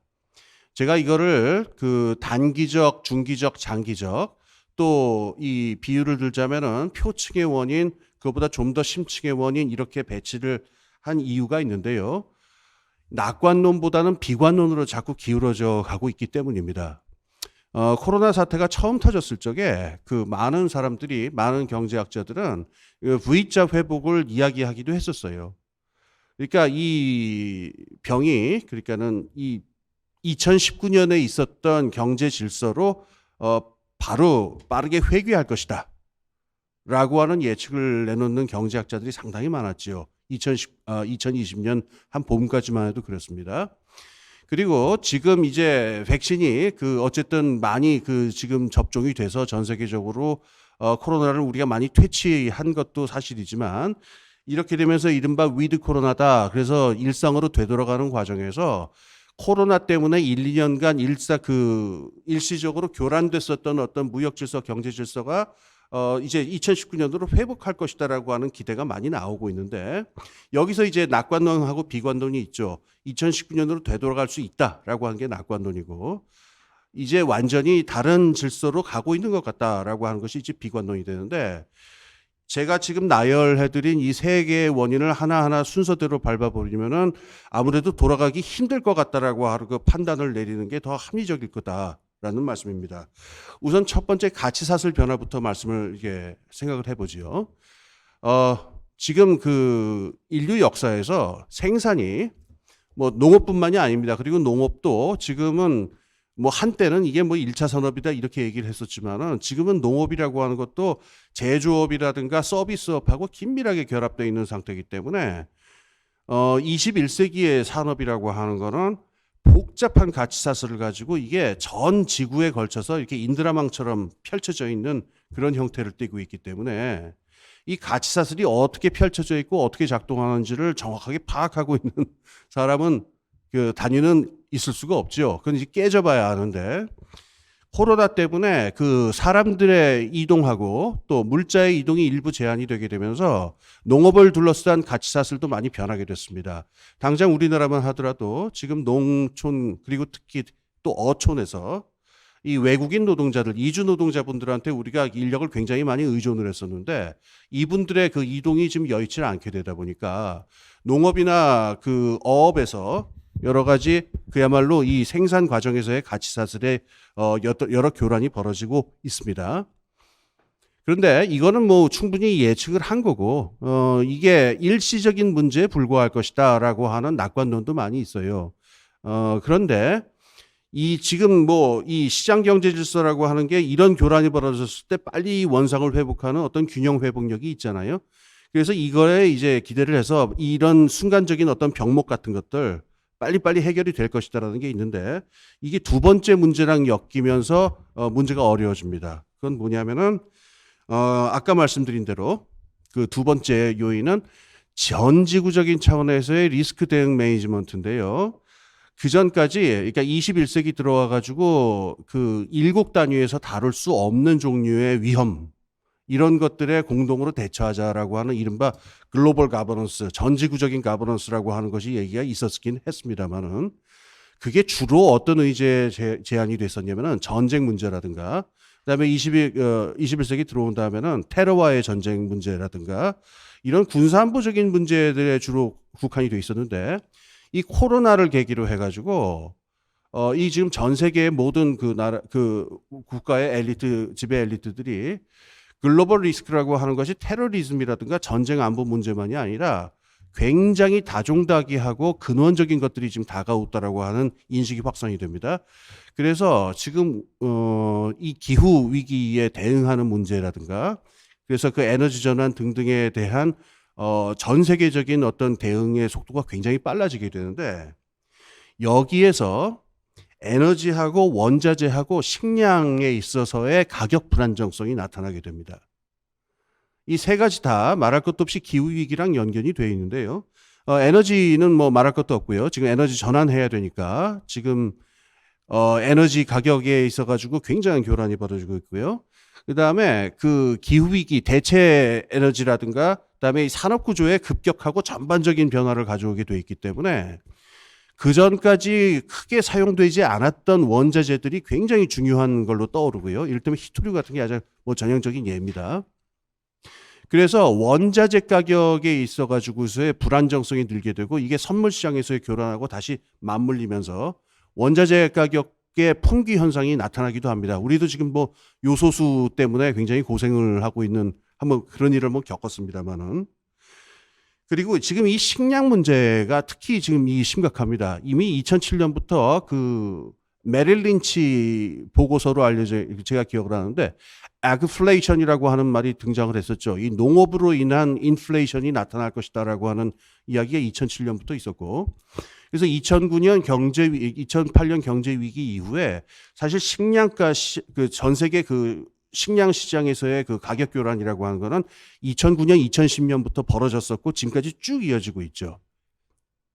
말할 것도 없이 지금 식량 가격이 굉장히 불안정해지는 이유는 이 기후 위기 때문에 기후의 불안정성이 커지게 되니까는 당연히 작황에 대한 불안정성이 나타나게 되고 이게 다시 그 세계 선물 시장의 그 투기적 구조하고 맞물리게 되면서 농산물 가격의 지속적인 상승이 벌어지게 되는 겁니다. 그런데 제가 지금 나열한 이 세 가지 가격의 문제, 에너지하고 원자재하고 식량 이 세 가지는 서로 긴밀하게 연결되어 있을 뿐만 아니라 이 지구적인 가격 구조의 가장 밑바닥에 해당하는 가장 근원적인 상품이죠. 그래서 이 지구상에서 우리 인류가 생산하는 상품 중에 에너지, 원자재, 식량 가격과 연동되지 않은 상품이라는 건 상상할 수가 없습니다. 그래서 에너지, 원자재, 식량 가격이 불안정하게 되면은 이게 결국은 급격한 인플레이션, 가격 구조 전체를 갖다가 교란하고 바꾸게 될 것이다.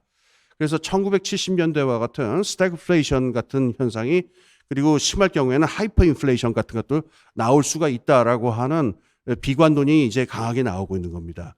그래서 첫 번째 말씀드린 가치사슬의 그 회복이라고 하는 것이 시장 회복력이 지금 작동하는 단계가 아니고 에너지, 원자재, 식량이라고 하는 가장 근원적인 차원에서의 가격의 불안정성이 등장을 했기 때문에 70년대에 우리가 겪었었던 것 같은 일이 벌어질 것이다. 70년대를 기억하시는 분들은 그 스태그플레이션의 시작이 석유 가격 앙등으로부터 시작됐다는 걸 다 기억을 하실 것입니다. 그때 이전을 우리가 그 71년에 그 미국의 이 달러화가 이제 그 브레튼 우즈 시스템을 중지하면서부터 이제 석유 가격이 불안정해지기 시작하는데 50년대, 60년대 시기에는 그 석유 가격이 고정돼 있었습니다. 달러에 고정돼 있었고 가격의 절대량도 고정돼 있었습니다. 그거를 이제 그 프리플로우의 시대라고 하는데 석유를 원하는 쪽에서는 정해진 가격으로 무한정으로 그 공급받을 수 있는 시스템 체제였었죠. 50년대, 60년대가. 그런데 70년대 들어와서 달러의 환율이 변동을 하게 되고 석유 가격이라고 하는 것이 유가 시장에서 이 불안정하게 운동하기 시작하니까 가격 구조 전체가 변동을 하면서 70년대에 그 아주 그 악명 높은 스태그플레이션과 하이퍼 인플레이션이 나타나게 되죠. 그래서 이 두 번째 원인을 연동하게 되면은 지금 나타난 어떤 가치사슬의 변화라고 하는 게 회복력이 발현돼서 빨리 이렇게 원상을 회복하는 게 아니라 장기적으로 더 교란 상태로 갈 것이고 어디로 갈지 모르는 방향으로 변할 것이다라고 하는 비관적인 예측이 많이 나오게 됩니다.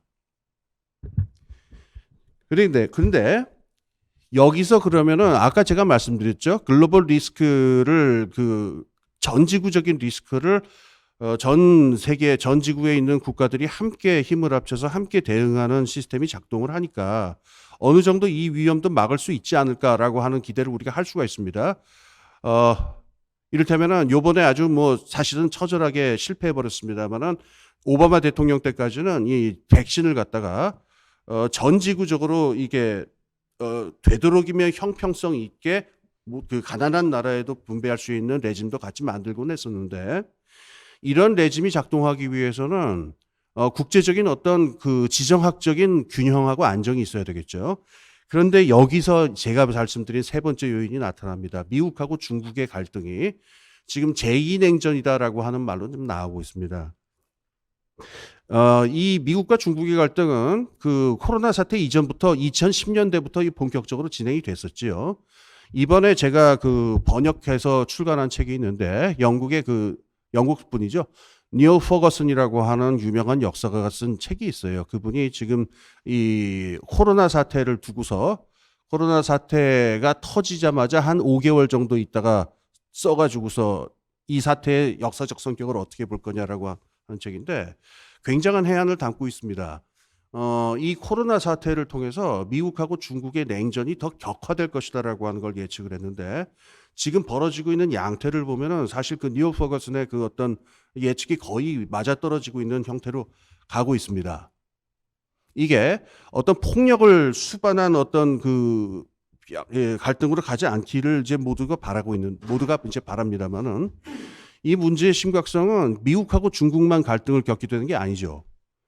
그러니까 유럽하고 중국의 문제도 심각하게 등장하게 되고요. 그다음에 러시아는 중국과 미국 사이에서 중국 쪽하고 같이 편에 섭니다만은 또 그 관계가 일치하는 게 아니니까 미묘한 그 균형의 어떤 입지점을 다지면서 유럽하고의 갈등을 또 올리기도 합니다. 그다음에 아프리카에다가 입지를 다져놨었던 중국이 입지를 다져놓은 부분들이 많기 때문에 유럽하고 중국이 아프리카에서 다시 격돌하는 일들이 벌어지고 이렇게 해서 미국하고 중국의 갈등이라고 하는 게 우리가 1930년대에 봤었던 30년대에 이 블록화 같은 것들이 나타나기 지역 블록화 같은 일이 벌어지게 되죠. 그것을 방불케 하는 어떤 그 국제정치학적인 갈등 상태로 가게 된다라고 하는 겁니다.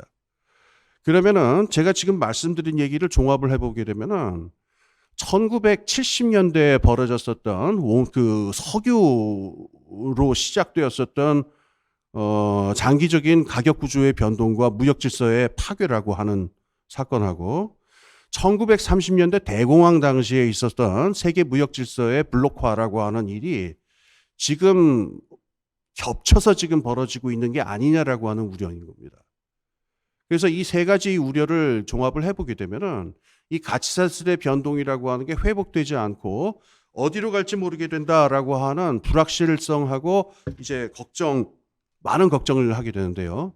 제가 이제 시간이 많지 않으니까 여기서 우리 농업인들 그리고 이제 농업이라고 하는 관점을 그럼 우리가 어떻게 바라봐야 되느냐 하는 문제를 하나 이제 지적을 해보겠까 합니다. 거두절미하고 저는 제일 걱정되는 게 이렇게 발생하는 농업의 수많은 불확실성과 리스크를 이 농민들이 다 개개인들이 다 떠안게 되는 게 아닌가라고 하는 두려움이 저는 제일 큽니다.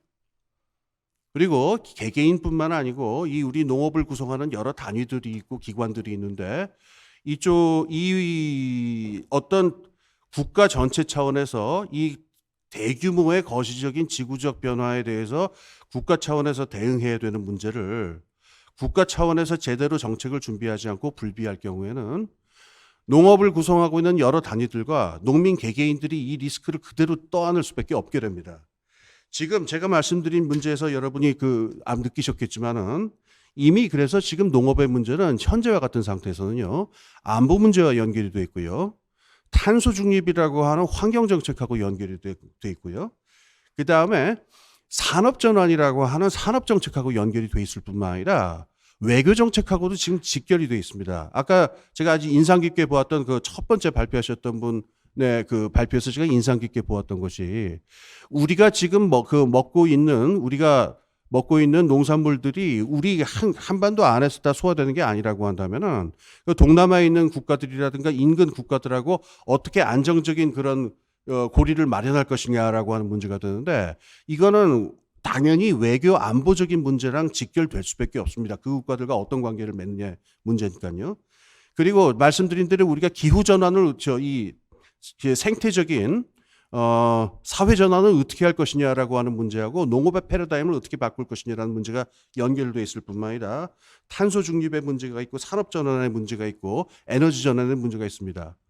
그래서 지금 이 포스트 코로나라고 하는 상황에서 지금 에너지하고 식량하고 원자재라고 하는 거는 서로 뗄 수 없는 어떤 관계로 맞물리면서 지금 국제적인 어떤 불확실성의 근원적인 이 어떤 문제의 근원이 되고 있다는 점을 볼 때 국가 전체 차원에서 농업 문제를 농업만으로 보지 말고 이 새롭게 나타난 국제적인 무역 질서 속에서 근원적이고도 장기적이고 아주 체계적인 대책을 함께 세워서 이걸 국가 전체의 문제로 함께 풀어가야만 우리 농업도 우리 농민들도 그다음에 우리 대한민국 국민들 전체도 더 그 밝은 미래를 볼 수 있지 않을까 싶습니다.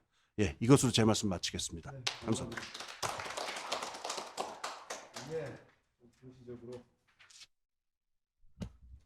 포스트 코로나 시대 이후에 나타날 어떤 현상들이 조금 비관적인 어떤 측면에서 의식적으로 좀 살펴주신 것 같습니다.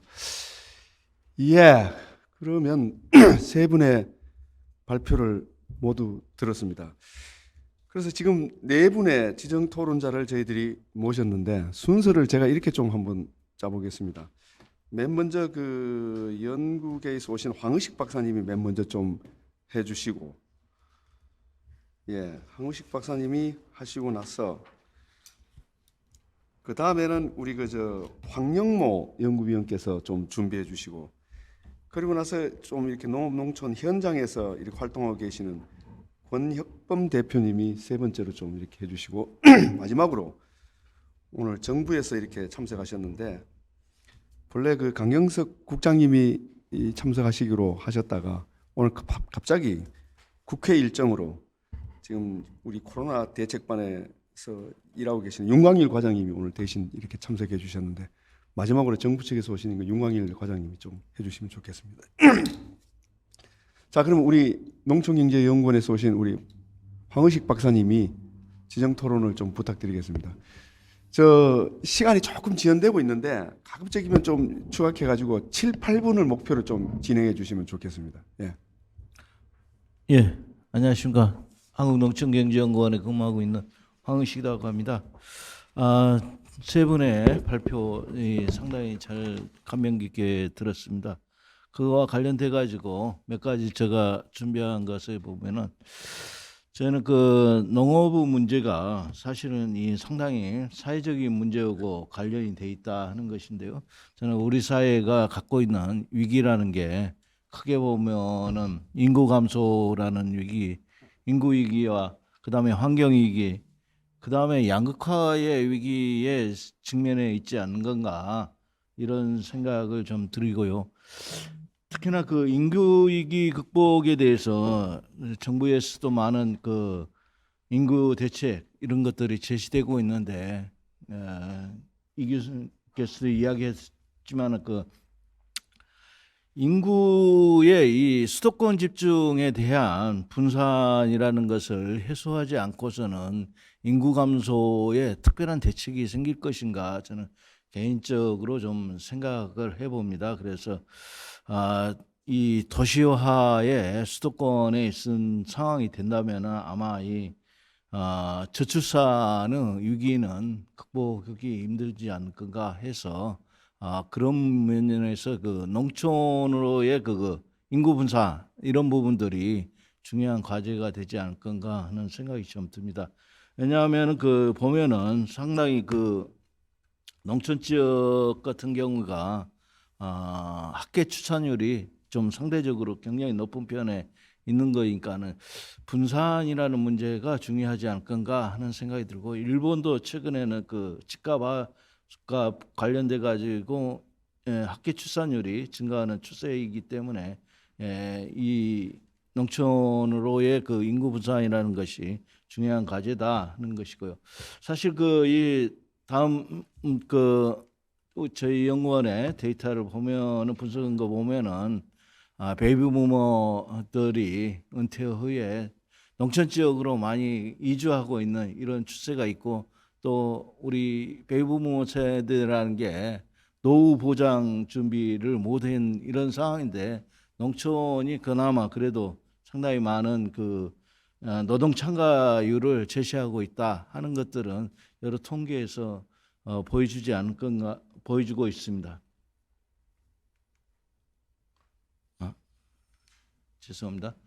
그래서 그 이 농촌으로 인구 분산을 위한 농촌 재생 정책이라는 게 좀 추진되고 그러려면 그 반드시 낙후된 생활 환경들을 개선하는 것이 중요하지 않을 건가. 아마 이 지적 발표에서도 있듯이 농촌이 왜 문제냐 했을 때 도시보다 살기 어려운 교육, 사회시설 기반 이런 것들이 제기된 걸로 보였습니다. 그래서 아마 이런 부분들이 과거에는 상당히 많은 해결책을 찾고자 했었지만은 그동안에는 이 부분이 해결되지 못하고 있는 이런 상황이었습니다. 그런데 우리 이 팬데믹 상황 이후에 상당히 많은 부분에 있어서 보면은 그 이 디지털 전환이 되면서 새로운 공간으로 탈바꿈을 해주지 않는 건가?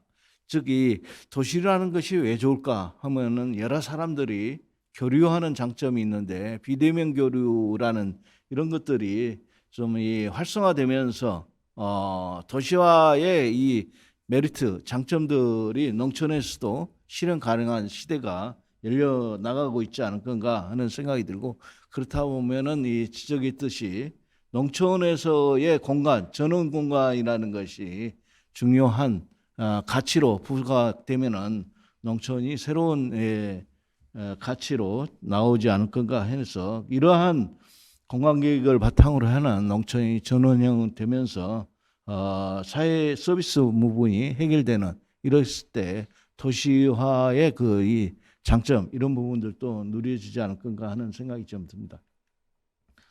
다음으로는 그 탄소 중립 부분에 대해서는 물론 탄소 감축에 대해서 많은 이야기를 하고 있습니다만은 저는 그 탄소 중립이라는 게 아마 이 농업에 커다란 전환을 가져다 주지 않을 건가. 즉 화석 에너지의 같은 에너지 부분과 비닐이라든지 화학 비료라든지 이런 화학 투입제 이런 부분들의 산업의 전방 산업의 변화 이런 것들이 나타나면서 투입제의 이 시장의 변화 이런 부분들에 대해서 우리 농업이 대응하지 않으면은 가격도 비싸질 것이고 할 거다고 생각되기 때문에 이런 부분들이 좀 마련됐으면 좋겠다 하는 생각이 좀 듭니다. 일본도 그런 부분들에 대해서 화학 비료라든지 화학 투입제를 축소하고 에너지 전환에 있어서는 원해 산업 같은 경우에 있어서 어떻게 신재생 에너지로 전환할 것인가 하는 부분들에 대한 고민들을 하고 있지 않을까 하는 생각이 듭니다. 그래서 저는 이 탄소 중립 농업으로 전환이라는 탄소 중립 시대에는 농업의 전환을 고민해야 될 시점이지 않을 건가. 여기에는 많은 이 농가들의 어려움도 뒤따를 겁니다. 그런 부분들에 대해서 공익형 직불제로 농업이 좀 버팀목을 해줄 수 있는 이런 것이 중요하고요. 새롭게 과거에는 많이 제기했습니다만 지역농업 체제라는 부분들이 스마트 농업이라든지 했을 때에 지역 단위에 있어서 탄소 중립 농업을 개별 농가가 아닌 실현할 수 있는 이런 부분들이고요. 그 과정 속에서 지금 현재 많은 부분들이 안고 있는 것이 그 면소유 부분인 것 같습니다. 이런 부분을 어떻게 처리할 건가 조세 지원하고 있는 것을 전환하는 것도 필요하고 R&D 기반의 그 탄소 중립 농업으로 갈 수 있는 이런 체제를 마련해야 되지 않을 건가 하는 생각이 좀 듭니다.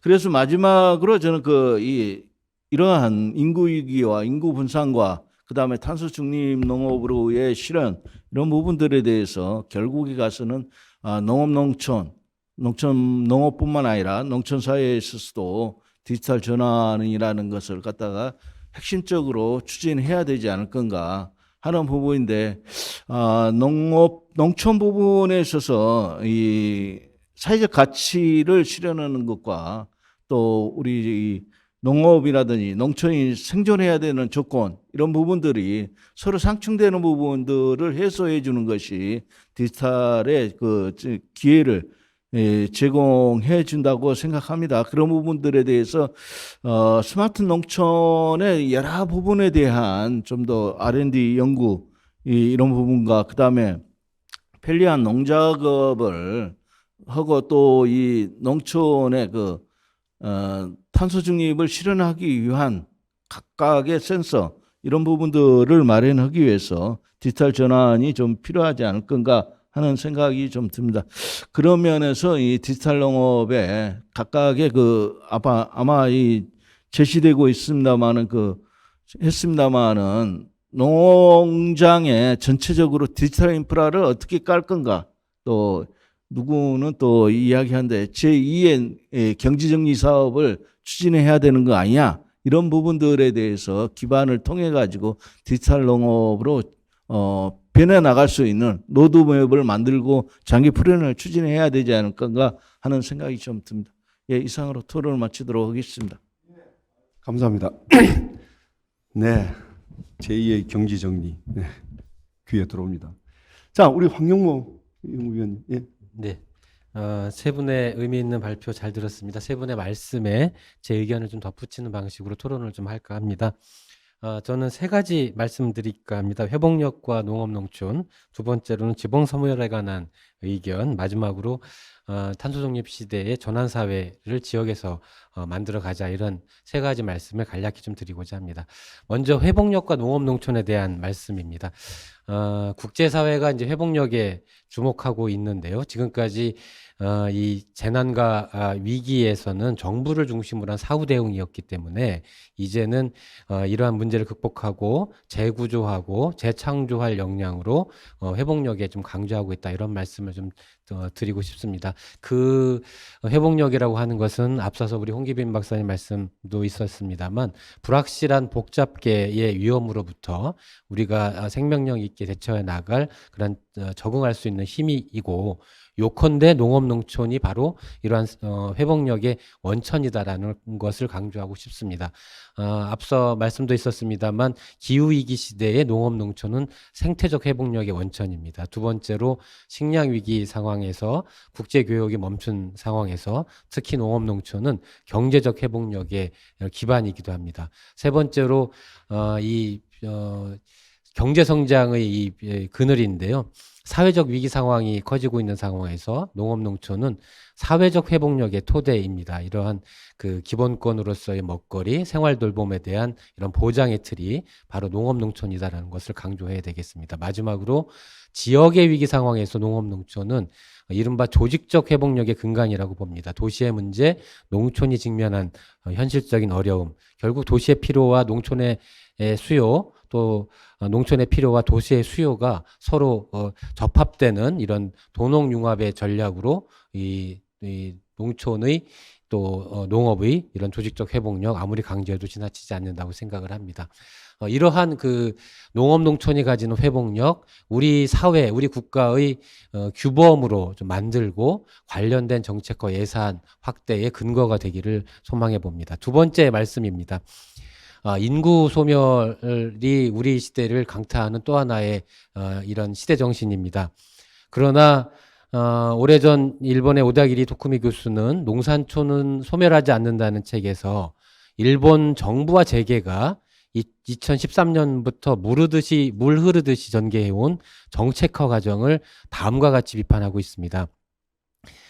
지방 소멸이라는 이름으로 재정이 제한되어 있으니 농산촌에서 공공이 철수한다거나 아니면 기업 등이 농업에 진출을 해서 지역을 개발할 수 있도록 규제를 완화해달라는 목적이 숨어 있다라고 일가를 합니다. 첫 번째 일본 지방소멸론의 첫 번째 의도를 오다기리 선생은 이렇게 의심을 합니다. 첫째, 지방소멸론은 농촌을 접을 필요가 있다는 이른바 농산촌 철수론을 담고 있다는 것입니다.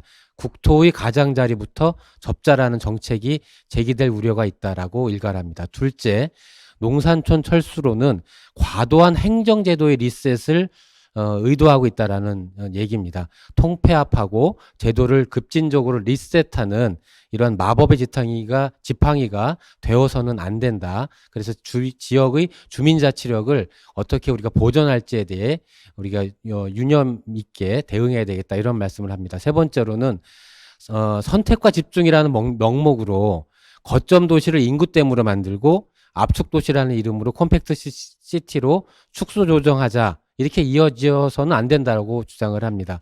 유럽의 콤팩트 시티는 도시 재생의 그런 전략으로 우리가 강조해왔던 것인데, 결국 재정 효율화 관점에서 주변부를 잘라내는 이런 지방 소멸론의 우려를 제기하고 있습니다. 우리가 이제 인구는 시대적으로 받아들일 상수이겠죠. 그러나 인구 감소 사회는 정말 위험한가, 이런 착각에서 우리가 벗어나야 될 것 같고, 그러기 때문에 인구가 줄기 때문에 도시에 집중한다, 혹은 뭐 그러기 때문에 이렇게 대응해야 한다라는 조건 반사적인 논의와 대책, 우리가 지향해야 되겠다라는 의견을 드립니다.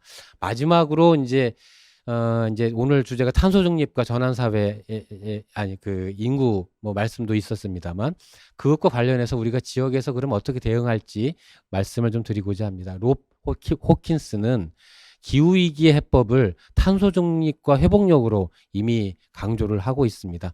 전환사회라고 하는 것은 회복력 있는 지역사회를 만드는 사회혁신 실험이다, 이렇게 생각하고 있고요. 그리고 결국 20년 후를 목표로 지금 당장 우리의 사회체계와 생활양식을 전환할 것이다, 라는 것을 강조해야 될 거라고 생각을 합니다. 개별 사안에 대한 단기적인 해결책, 미봉책에 그칠 것이고요. 그러하니 우리가 생태 문명 등과 같은 전체 목표를 전지구적 사고에 기반해서 지역적 실천에 기반한 이런 실천이 필요하다. 그렇게 할 때만이 이익은 사유화되고 비용은 사회화되지 않는 구조를 만들 수 있다라고 생각을 합니다. 두 가지 사례를 말씀드리고자 합니다. 전환사회로서 여러분들 잘 아시는 영국의 토트네스 전환도시 꼽을 수 있겠습니다. 전환도시 운동 실행조직을 만들고 먹거리를 매개로 지역사회 회복력을 갖추고 지역화폐로 지역경제 활력을 도모해 가고 있습니다. 미국의 포모나 시라고 있습니다. 여기는 공감을 도시와 공동체가 해야 한다. 그래서 우리가 전환사회로 이끌 그 키워드를 공감에 잡고 탄소 저감, 경제 활성화, 일자리 창출, 환경 정의라는 네 가지 문제, 다면적 정책으로 전환사회를 실천하고 있습니다. 우리가 기후위기 시대, 코로나 위기 시대에 선택할 수 있는 정책의 원리는 최악 중에 최선일 거라고 생각을 합니다.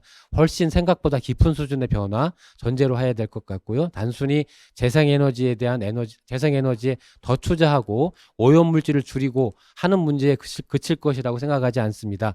그렇기 때문에 지역사회에서 공동체가 직접 정치에 참여할 수 있는 이런 그 자치규범, 민주주의의 새로운 주민자치 프로젝트, 우리가 우직하게 실행해 나가야 될 것 같습니다. 관성적인 사고에서 벗어나서 우리가 생태적인 상상력을 보다 현실화하는 우리 지역에 있어서의 힘과 지혜, 우리가 열어가야 될 것이라고 생각합니다. 이상입니다.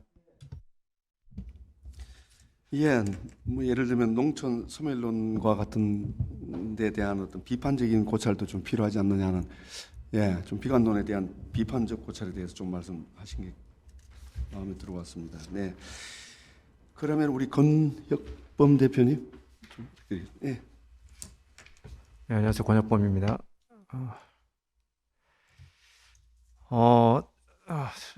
세 분의 발제 내용에 전반적으로 공감하고요. 동의합니다. 네. 다만 제가 말씀드린 내용은 현장에 좀 있다 보니 강론적인 측면에서 대응 방향 이런 것들을 좀 다룰 수도 있다라는 점 양해 부탁드리고요. 저도 이게 보충적으로 발제하셨던 내용에 제가 현장에서 느꼈던 여러 가지 경험들이나 고민들을 말씀드리겠습니다. 제가 농촌에서 사회복지사로 일하다 보니까 농촌의 재분배 문제와 격차 문제 사실 좀 관심이 많습니다. 뭐 그런 측면에서 접근할 수도 있을 것 같습니다. 기후위기와 탄소 중립 문제는 사실 제가 더 말씀드릴 게 없을 것 같습니다. 워낙 공감하는 문제이고, 다만 이게 개인의 문제를 치환하는 듯한 여러 가지 한국의 여러 가지 모습들이 좀 보여서 좀 우려가 되는 부분이 좀 있습니다. 아무튼 이 부분은 뭐더 이상 논의하지 않고요. 첫 번째 그 농촌의 위기, 인구 감소 과소와 고령화의 문제, 요 문제에 좀 집중해서 간략하게 좀 말씀드리겠습니다. 15년간 농촌이 이제 귀촌을 해서 이렇게 활동을 좀 해왔는데요. 뭐 기본적으로 내려올 때 농촌이 가지는 공익적 기능, 생태적 기능, 생명의 근원, 뭐 이런 거에 대한 고민 때문에 왔는데 막상 현장에 와보니 사실 많이 좀 이게 그 상황이 많이 안 좋다라는 것을 느꼈습니다. 그래서 좀 여러 가지 활동들을 했습니다. 결과적으로 이, 이 인구 감소 과소화 문제, 고령화 문제가 풀릴 수 있을 것인가에 대한 근본적 의문이 있고요.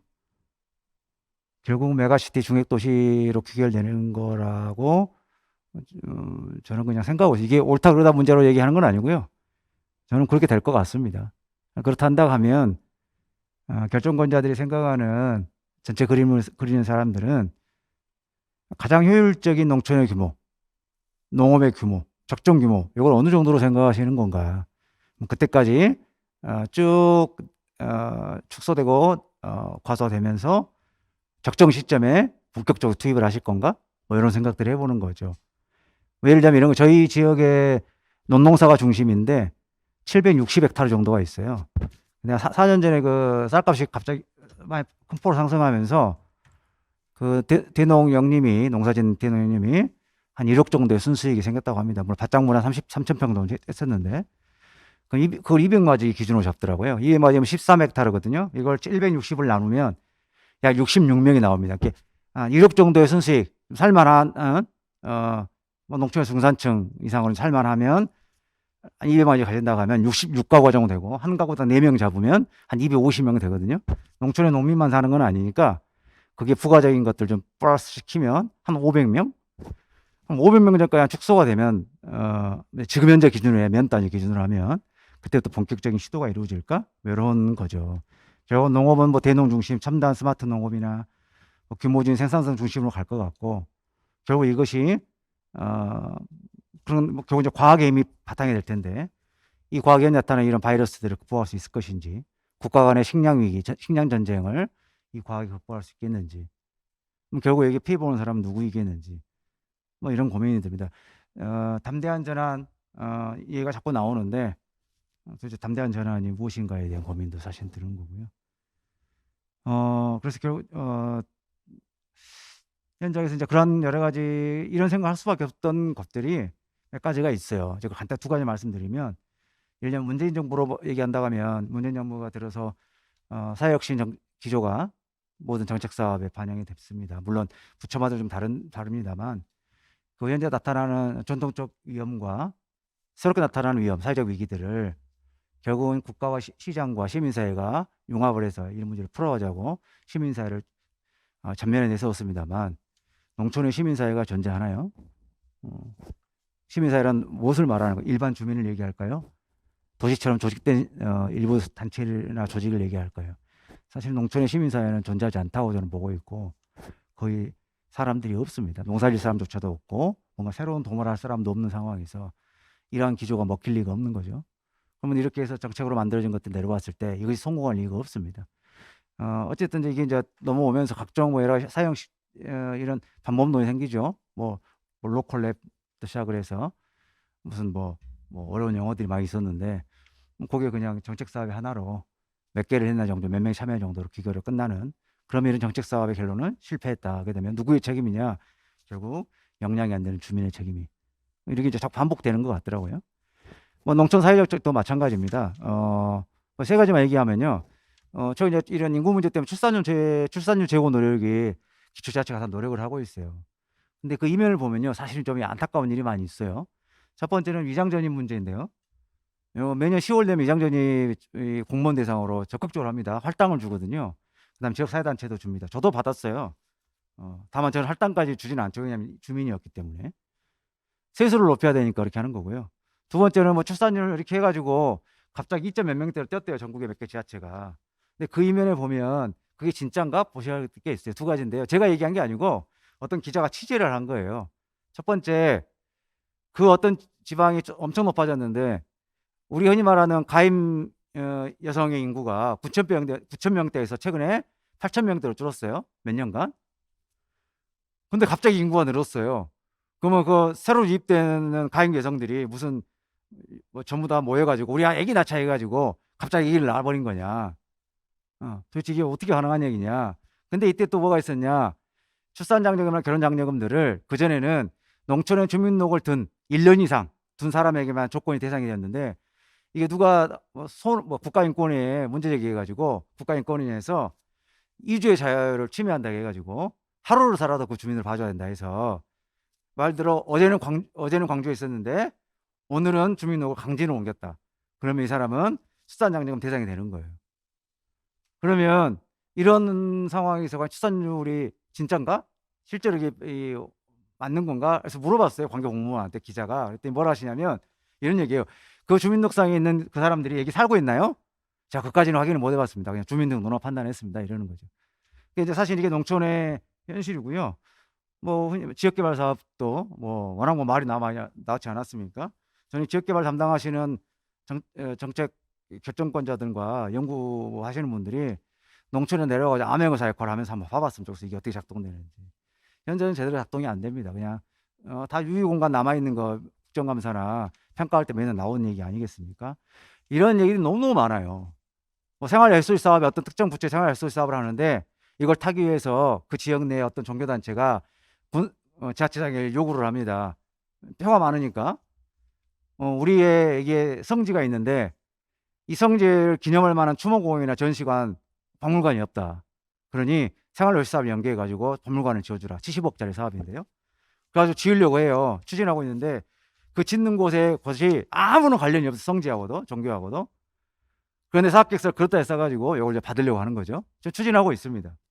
제가 이제 현장에 많이 다녀 현장 실사 모니터링 농촌 뭐 사업들을 다니는데 이런 일이 비일비재하거든요. 제가 뭐라 하겠습니까? 하지 말할 수도 없는 거고 이거 뭐 알아서 하십시오라고 얘기하지만 결과적으로 아무리 중요한 여러 가지 이런 문제 발생해서 중앙 단위에서 정책 사업을 내려도 현장에서는 지자체장의 정치 공약 아래에 있는 거고 결국 표에 따라서 움직이는 경향이 높아지고 있다. 결국은 이러다 보니까 이제 지방 문권하자고 해가지고 지방자치를 단체자치를 강화하자고 하는데 도대체 누구를 위한 문건인지 고민이 되지 않을 수 없는 거고 그러다 보니까 농촌에 있는 사람들은 이런데 문제의식을 있는 사람들은 차라리 하지 마라 이런 얘기도 있는 거고 기초지자체 위원들 다 없애라는 얘기도 나오는 겁니다. 단체자체가 되려면 주민자치도 같이 가야 되겠죠. 이게 완벽한 대안이라는 얘기는 아닙니다. 이렇다라는 얘기입니다. 결론적으로는 저희 생각인데 최소한 10년의 단기 계획, 20년의 중기 계획, 그다음 20년 장기 계획이 필요할 것 같고 10년의 단기 계획 동안은 현재 내부의 자생적으로 이 문제를 풀 수가 없다. 지역의 청년들이 남지 않거든요. 지역사회 다 나가기 때문에 기농기초연밖에 답이 없고 기농기초연들의 유입이 결국 핵심 동력으로 역할을 할 것이고 지역의 문제를 풀어가는데 큰 역할을 할 것이다 보고 있고요. 근데 그런다고 하면 어떻게 할 거냐? 그러면 결국 핵심 동력들 유입하는 과정을 써야 되는데 그 사람들이 살 수 있는 여건을 조성해 줘야 되죠. 농촌 기본소득을 할 수 있으니까 농촌 기본소득은 뭐 사회적 합의가 필요하기 때문에 쉽지 않을 것 같고 그런다고 하면 일본의 총무성했던 일본의 지역 부흥 협력 때 이런 방식을 한국형에 맞게 좀 간다고 하면 기본적인 살만한 월급의 문제, 급여의 문제, 그 다음에 기본적인 인프라, 주택의 문제, 이동권 문제 이런 것들 좀 같이 풀어줘야 청년들이 내려오지 않을까. 현실적 방안입니다. 이게 현실적 방안 고민해봤고요.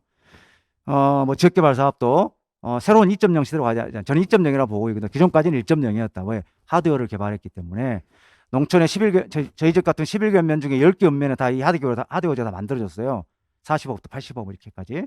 이제는 이 하드웨어를 거점으로 하는 삶의 질을 높일 수 있는 사람 중심의 프로그램 사업에 집중했으면 좋겠다. 그래서 이걸 좀 쪼개가지고 그 하드웨어 공간을 예를 들면 농촌복지관 형태로 해서 이런 농촌사회복지에 관심 있는 청년들을 유입시켜서 농촌복지관에서 지역주민 대상으로 하는 여러 가지 사회권을 복원하는데 좀 집중했으면 좋겠다. 농촌사회권이 사실상 다 보장이 제대로 되어 있지 않기 때문에 이런 고민입니다. 어쨌든 이것도 결국 이제 기존의 관행, 저항, 예산의 한계 이런 저항들을 어떻게 극복할 거냐 문제이기 때문에 가장 현실적인 얘기를 한 거고요. 그런다고 하면 지역개발과 예산 일부를 농촌사회복지과도 좀 배정을 해가지고 농촌사회복지과에서 이런 농촌복지 문제를 풀어주지 않겠냐. 보건복지가 있는데 왜 보건복지가 농촌복지 문제 신경 쓸 수가 없거든요. 이게 농촌보호복지계획을 4년마다 만들어냅니다만 평가를 하지 않습니다. 없어요, 평가 내용이. 그냥 계획만 세웁니다. 가안에 있는 공무원들도 보건복지 공무원들도 왜 농촌을 이렇게 농촌까지 신경 써야 되는지 이해를 못 하신단 말이에요. 이게 대화 나누면 나오는 내용입니다. 너무나 많은 투입하고 있는데 안 된다는 얘기죠. 뭐 이런 것들이죠. 그래서 결론은요, 마무리입니다. 저희도 저희 연민노 공동체는 농으로 먹고 사는 사람들이 아닙니다. 저기 내려갔지만 저희는 이제 농업 농촌을 예상 시나리오를 짰습니다. 저희 내부적으로 이 추세가 가속화될 것이다. 계속 인구는 감소할 것이고 저희 이렇게 세계면 통합될 것이다. 그러면 우리는 어떻게 살아남을 것이냐? 이 자구책을 우리가 마련하고 있습니다. 내부적으로 산다라는 기준을 하여 왜 국가나 시장이 도와주지 못할 거기 때문에 대부분 사람은 떠날 것이다. 이런 할 수 없는 사람들은 그렇게 보고 있고 그만 20년쯤 지나게 되면 현재 노인 인구 이 정확히 20년 뒤에 완벽하게 이제 사라지면서 인구가 급감하거든요. 이 노인 인구가 55세까지는 20년까지는 사회보장 비용이 지출하는 후기 고령 노인이 남습니다. 근데 그때부터 진짜 줄어들거든요.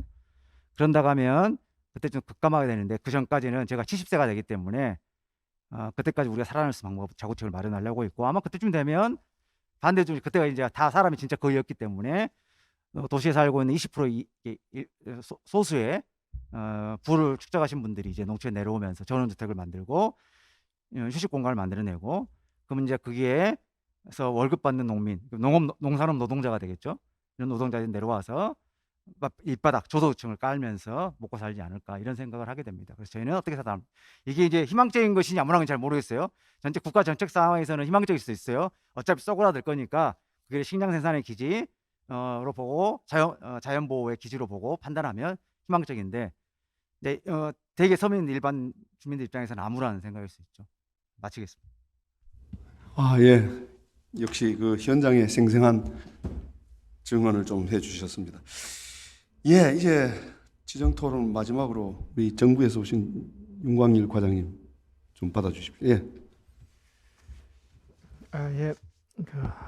세 분 발표자님 말씀 잘 들었고요. 그리고 현장에 그 말씀을 해주신 권혁범 대표님의 말씀도 잘 들었습니다. 사실 마지막으로 말씀드리다 보니까는 또 정부에서 또 이제 그 입장을 발표하다 보니까 상당히 마음이 무겁습니다. 일단 제가 그 모든 부분에 대해서 만족할 만한 답은 못 드리겠지만 기본적인 방향 정도는 말씀을 드릴 수 있을 것 같습니다. 일단 그 기후 대응에 대한 부분 또 인구 변화에 대한 부분에 대해서는 기본적으로 단기간에 답을 내긴 어려울 것입니다. 그리고 이런 부분이 이 농업 농촌의 일부의 문제가 아니라 전 국가적인 문제는 분명합니다. 그렇기 때문에 이런 문제를 어떻게 해결할 것인가, 어떻게 바꾸어서 해결할 것인가에 대해서 저희가 크게 그 4가지로 지금 생각을 하고 있는데요. 이거는 우리나라뿐 아니라 OECD 국가가 모두 다 이런 그 4가지 접근 방법을 지금 하는 것 같습니다. 첫 번째는 뭐 다 아시는 상황인데 과거와 현재 그리고 미래의 농업 농촌은 많이 다릅니다. 그 가장 큰 다른 부분이 그 복잡성과 다양성인데 이 복잡성과 다양성을 정부 독자적으로 모든 걸 풀어가기는 어렵습니다. 그렇기 때문에 이 민간과 지역의 아이디어를 보다 많이 수렴하고 정책에 반영시키는 그리고 또 지역의 특색을 또 고려하는 그쪽 방향의 정책이 조금 더 폭넓게 활용될 거라고 봅니다. 이 부분은 이제 유럽에서는 이미 시작이 되고 있는데요. 유럽의 가장 대표적으로 푸드 스마트 체인이나 테리토리얼 푸드 같은 경우는 민간과 지역의 어떤 그런 아이디어 그리고 노력을 반영시킨 정책입니다. 그리고 점진적인 또 혁신도 필요합니다. 담대한 변화가 분명히 필요하겠지만 이 담대한 변화 과정은 또 점진적일 수밖에 없지 않나 싶습니다. 가장 이제 저희가 지금 고민되는 것 중에 하나가 이제 농산물의 안정적 수급 같은 부분인데 이런 부분들은 기술의 어떤 발달과 같이 연계되기 때문에 점진적으로 하나하나 좀 지켜보면서 그 상황에 맞게끔 혁신이 또 필요한 부분이 있습니다. 그리고 달성 가능한 목표를 단기, 중기, 장기로 세워야 된다는 것도 분명한 사실인 것 같습니다.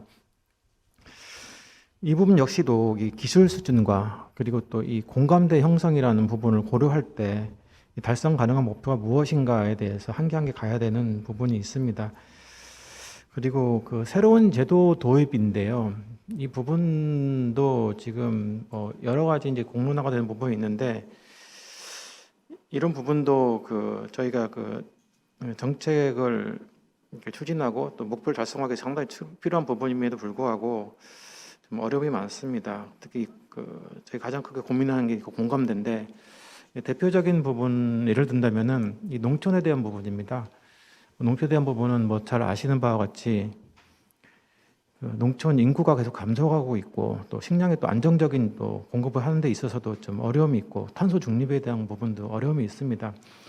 근데 이런 농촌에 대한 전반적인 공간 정책을 세우기 위해서 이제 필요한 부분이 있는데, 이 정책을 세우기 위한 이제 기본적인 이제 마인드가 무엇냐가 가장 중요하다고 봅니다. 저희가 바라볼 때 그 농촌을 뭐 일종의 도시화되지 않은 부분, 아니면 도시의 변두리를 볼 것이냐, 아니면은 농촌의 관점으로 정부 정책 전체에 대해서 거시적인 관점으로 볼 것이냐의 그 차이가 분명히 있을 것이고, 그 결과의 그 차이에 의해서 농촌이 바뀔 거라고 봅니다. 그런 부분에 있어서는 그 저희가 볼 때는 이 농촌의 공익적인 부분을 좀 더 부각시켜야 되지 않나 싶습니다. 농촌은 알다시피 그 전 국토의 허파의 역할을 하고 있고요. 현재 이제 탄소 중립의 시기에 있어서는 에너지 공급 소스 역할을 합니다. 아시는 바와 같이 태양광을 설치하는 데가 농촌 지역이다 보니까 그렇습니다. 그리고 당연히 그 저희 그 식량 공급의 기지가 되는 그런 중대한 역할을 하는 이 농촌에 대해서 그 공익적으로 또 의미가 있다는 거가 공감을 일단 형성시킨 후에, 현재 그 정부에 추진하고 있는 그 농촌 공간 계획을 입법화시키고 좀 더 이거에 대해서 좀 적극적으로 추진할 필요가 있다고 봅니다. 이 농촌 공간 계획은 잘 아시겠지만은 그 농촌의 그 장래, 인구, 사회, 경제적 여건을 모두 전망하고 이를 토대로 이제 농촌을 계획해서 관련 정책을 엮어나가는 그런 계획입니다. 이 현재 이 농촌 공간 계획이 없다 보니까 이런 많은 문제들이 좀 발생한 부분도 있거든요. 그래서 이런 부분들이 일단 저희가 일단 우선적으로 가장 급히 해결할 부분이라 보고 있고요. 이 농촌 공간 계획은 현재 그 선진국에서 지금 하고 있는 그 농촌 프로핑이라는 이 체계와 바로 또 연결될 거라고 봅니다. 농촌 프로핑 같은 경우는 기본적으로 농촌 관점에서 이제 거시적으로 이제 국가 정책을 전반적으로 파악한 후에 이 장단을 이제 분석하고 좀 더 효율적인 정책을 내세우는 그런 시스템인데, 현재 우리가 농촌 공간 정책이라는 기본 베이스가 되어 있지 않다 보니까 이 농촌 프로핑까지 가는 그런 길이 지금 어렵게 되어 있습니다. 일단 농촌 공간 계획이라는 부분에 대해서 일단은 관심을 좀 많이 가졌으면 좋겠고, 일단 저희한테 좀 힘을 실어 주셨으면 감사하겠습니다. 그리고 이런 체계 하에 일단 그 농촌이 서비스가 단절되지 않도록 이제 365일 생활권 구축도 이제 좀 더 체계화될 수 있을 것이고요. 또 귀농귀촌, 또 통합 플랫폼 역시도 제대로 잘 작동할 거라고 보고 있습니다. 그리고 그 또 하나 지금 말씀드릴 부분이 안정적인 식량 공급 부분에 대해서도 분명히 지금 저희가 고민은 하고 있다는 점을 좀 말씀드리고 싶습니다. 일단 가장 크게 문제되는 게 지금 기후 변화인데요. 기후 변화는 그 국내적으로 볼 때는 그 국내 기술에 대한 이제 발전 부분, 그리고 기상에 대한 이제 정보 제공 같은 것들을 이제 저희가 계속 지금 업데이트 시키고 있고요. 그리고 또 한편으로는 이제 그 해외와의 협력 부분도 상당히 중요시하고 있습니다. 현재까지 하는 것 중에 하나가 이제 해외 곡물 생산 기지를 세우고 있는다든지, 아니면은 그 기업체를 통해서 이제 곡물을 생산할 수 있는 루트를 하기 위해서 이제 자금을 지원한다는 등의 역할도 하고 있고, 또 ODA 부분에서도 저희가 고민하고 있는 부분이 분명히 있습니다. 기본적으로 해외 기상이 이제 변한다는 것은 결과적으로 전 지구적인 차원에서 그 식량 생산의 변동성이 증가한다는 그런 의미입니다.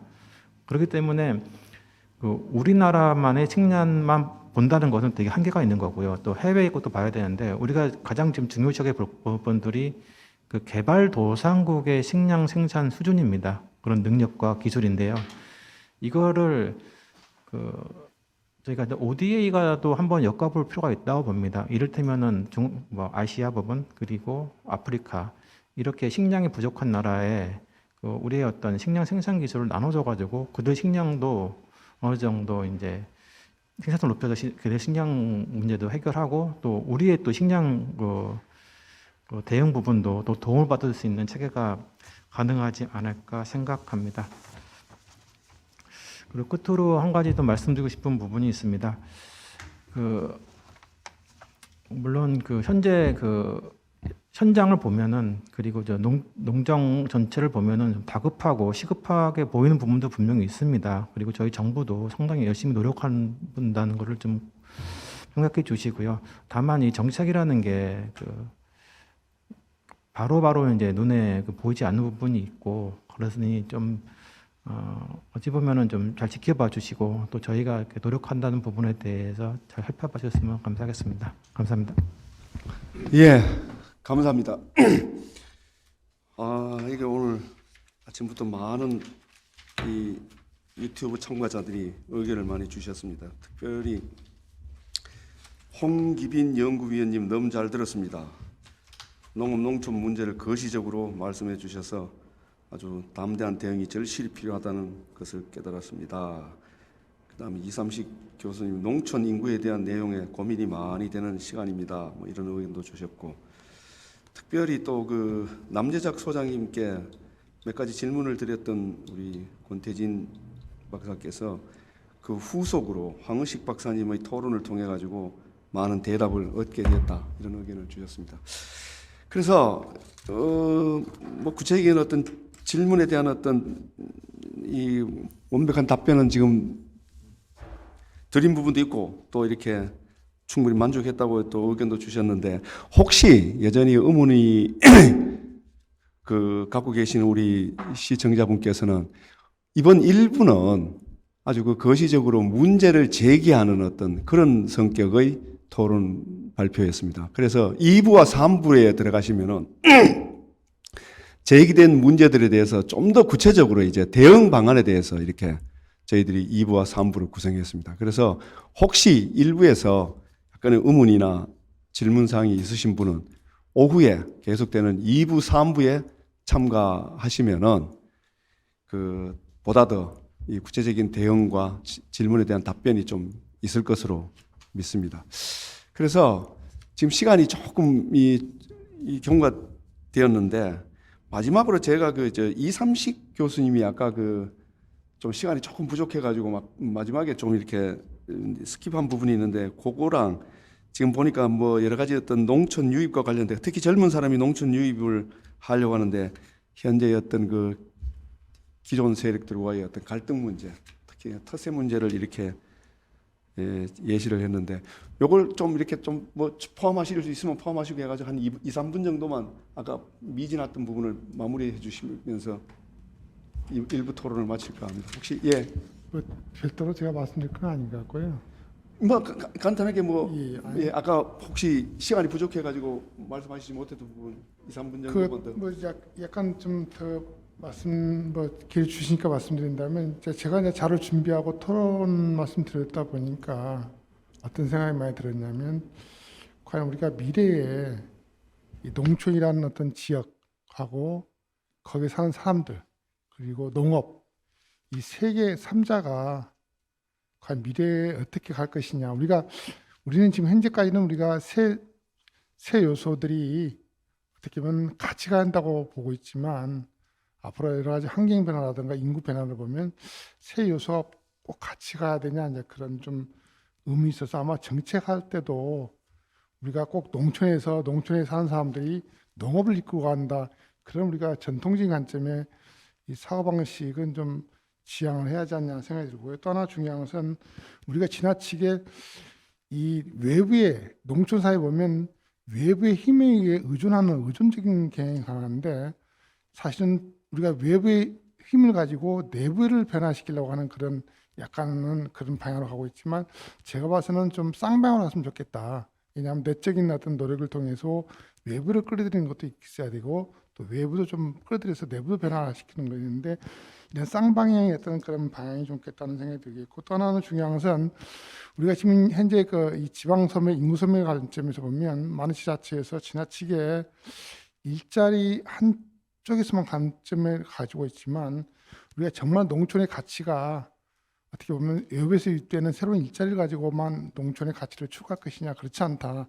올해 제가 봐서는 농촌이 가지고 있는 고유한 가치들, 여러 가지 환경이라든가 이런 농촌산물이라든가 이런 것들을 같이 우리가 이야기해야 되지 않나 생각됩니다. 그래서 근본적으로는 우리가 이 지방소멸, 인구소멸을 갖다 걱정하고 있지만, 그런 것들을 우리가 좀 약간 이 속도를 늦추거나 또 그런 걸 해소하려면 여러 가지 이 농촌 사회를 중심으로 보는 여러 가지 다양한 가치들을 갖다가 좀 더 증가시키고 그런 것들 중심으로 농촌이 가야 되지 않냐 하는 생각입니다. 이상입니다.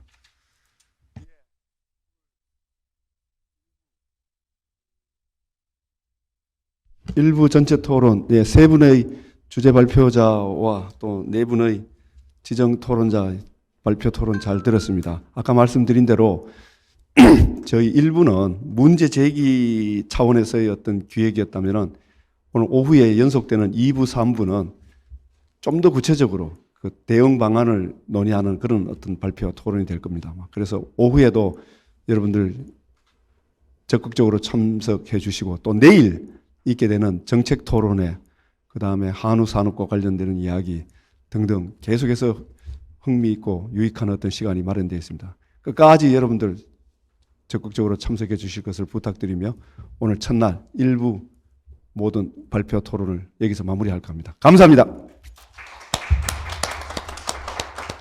아이고.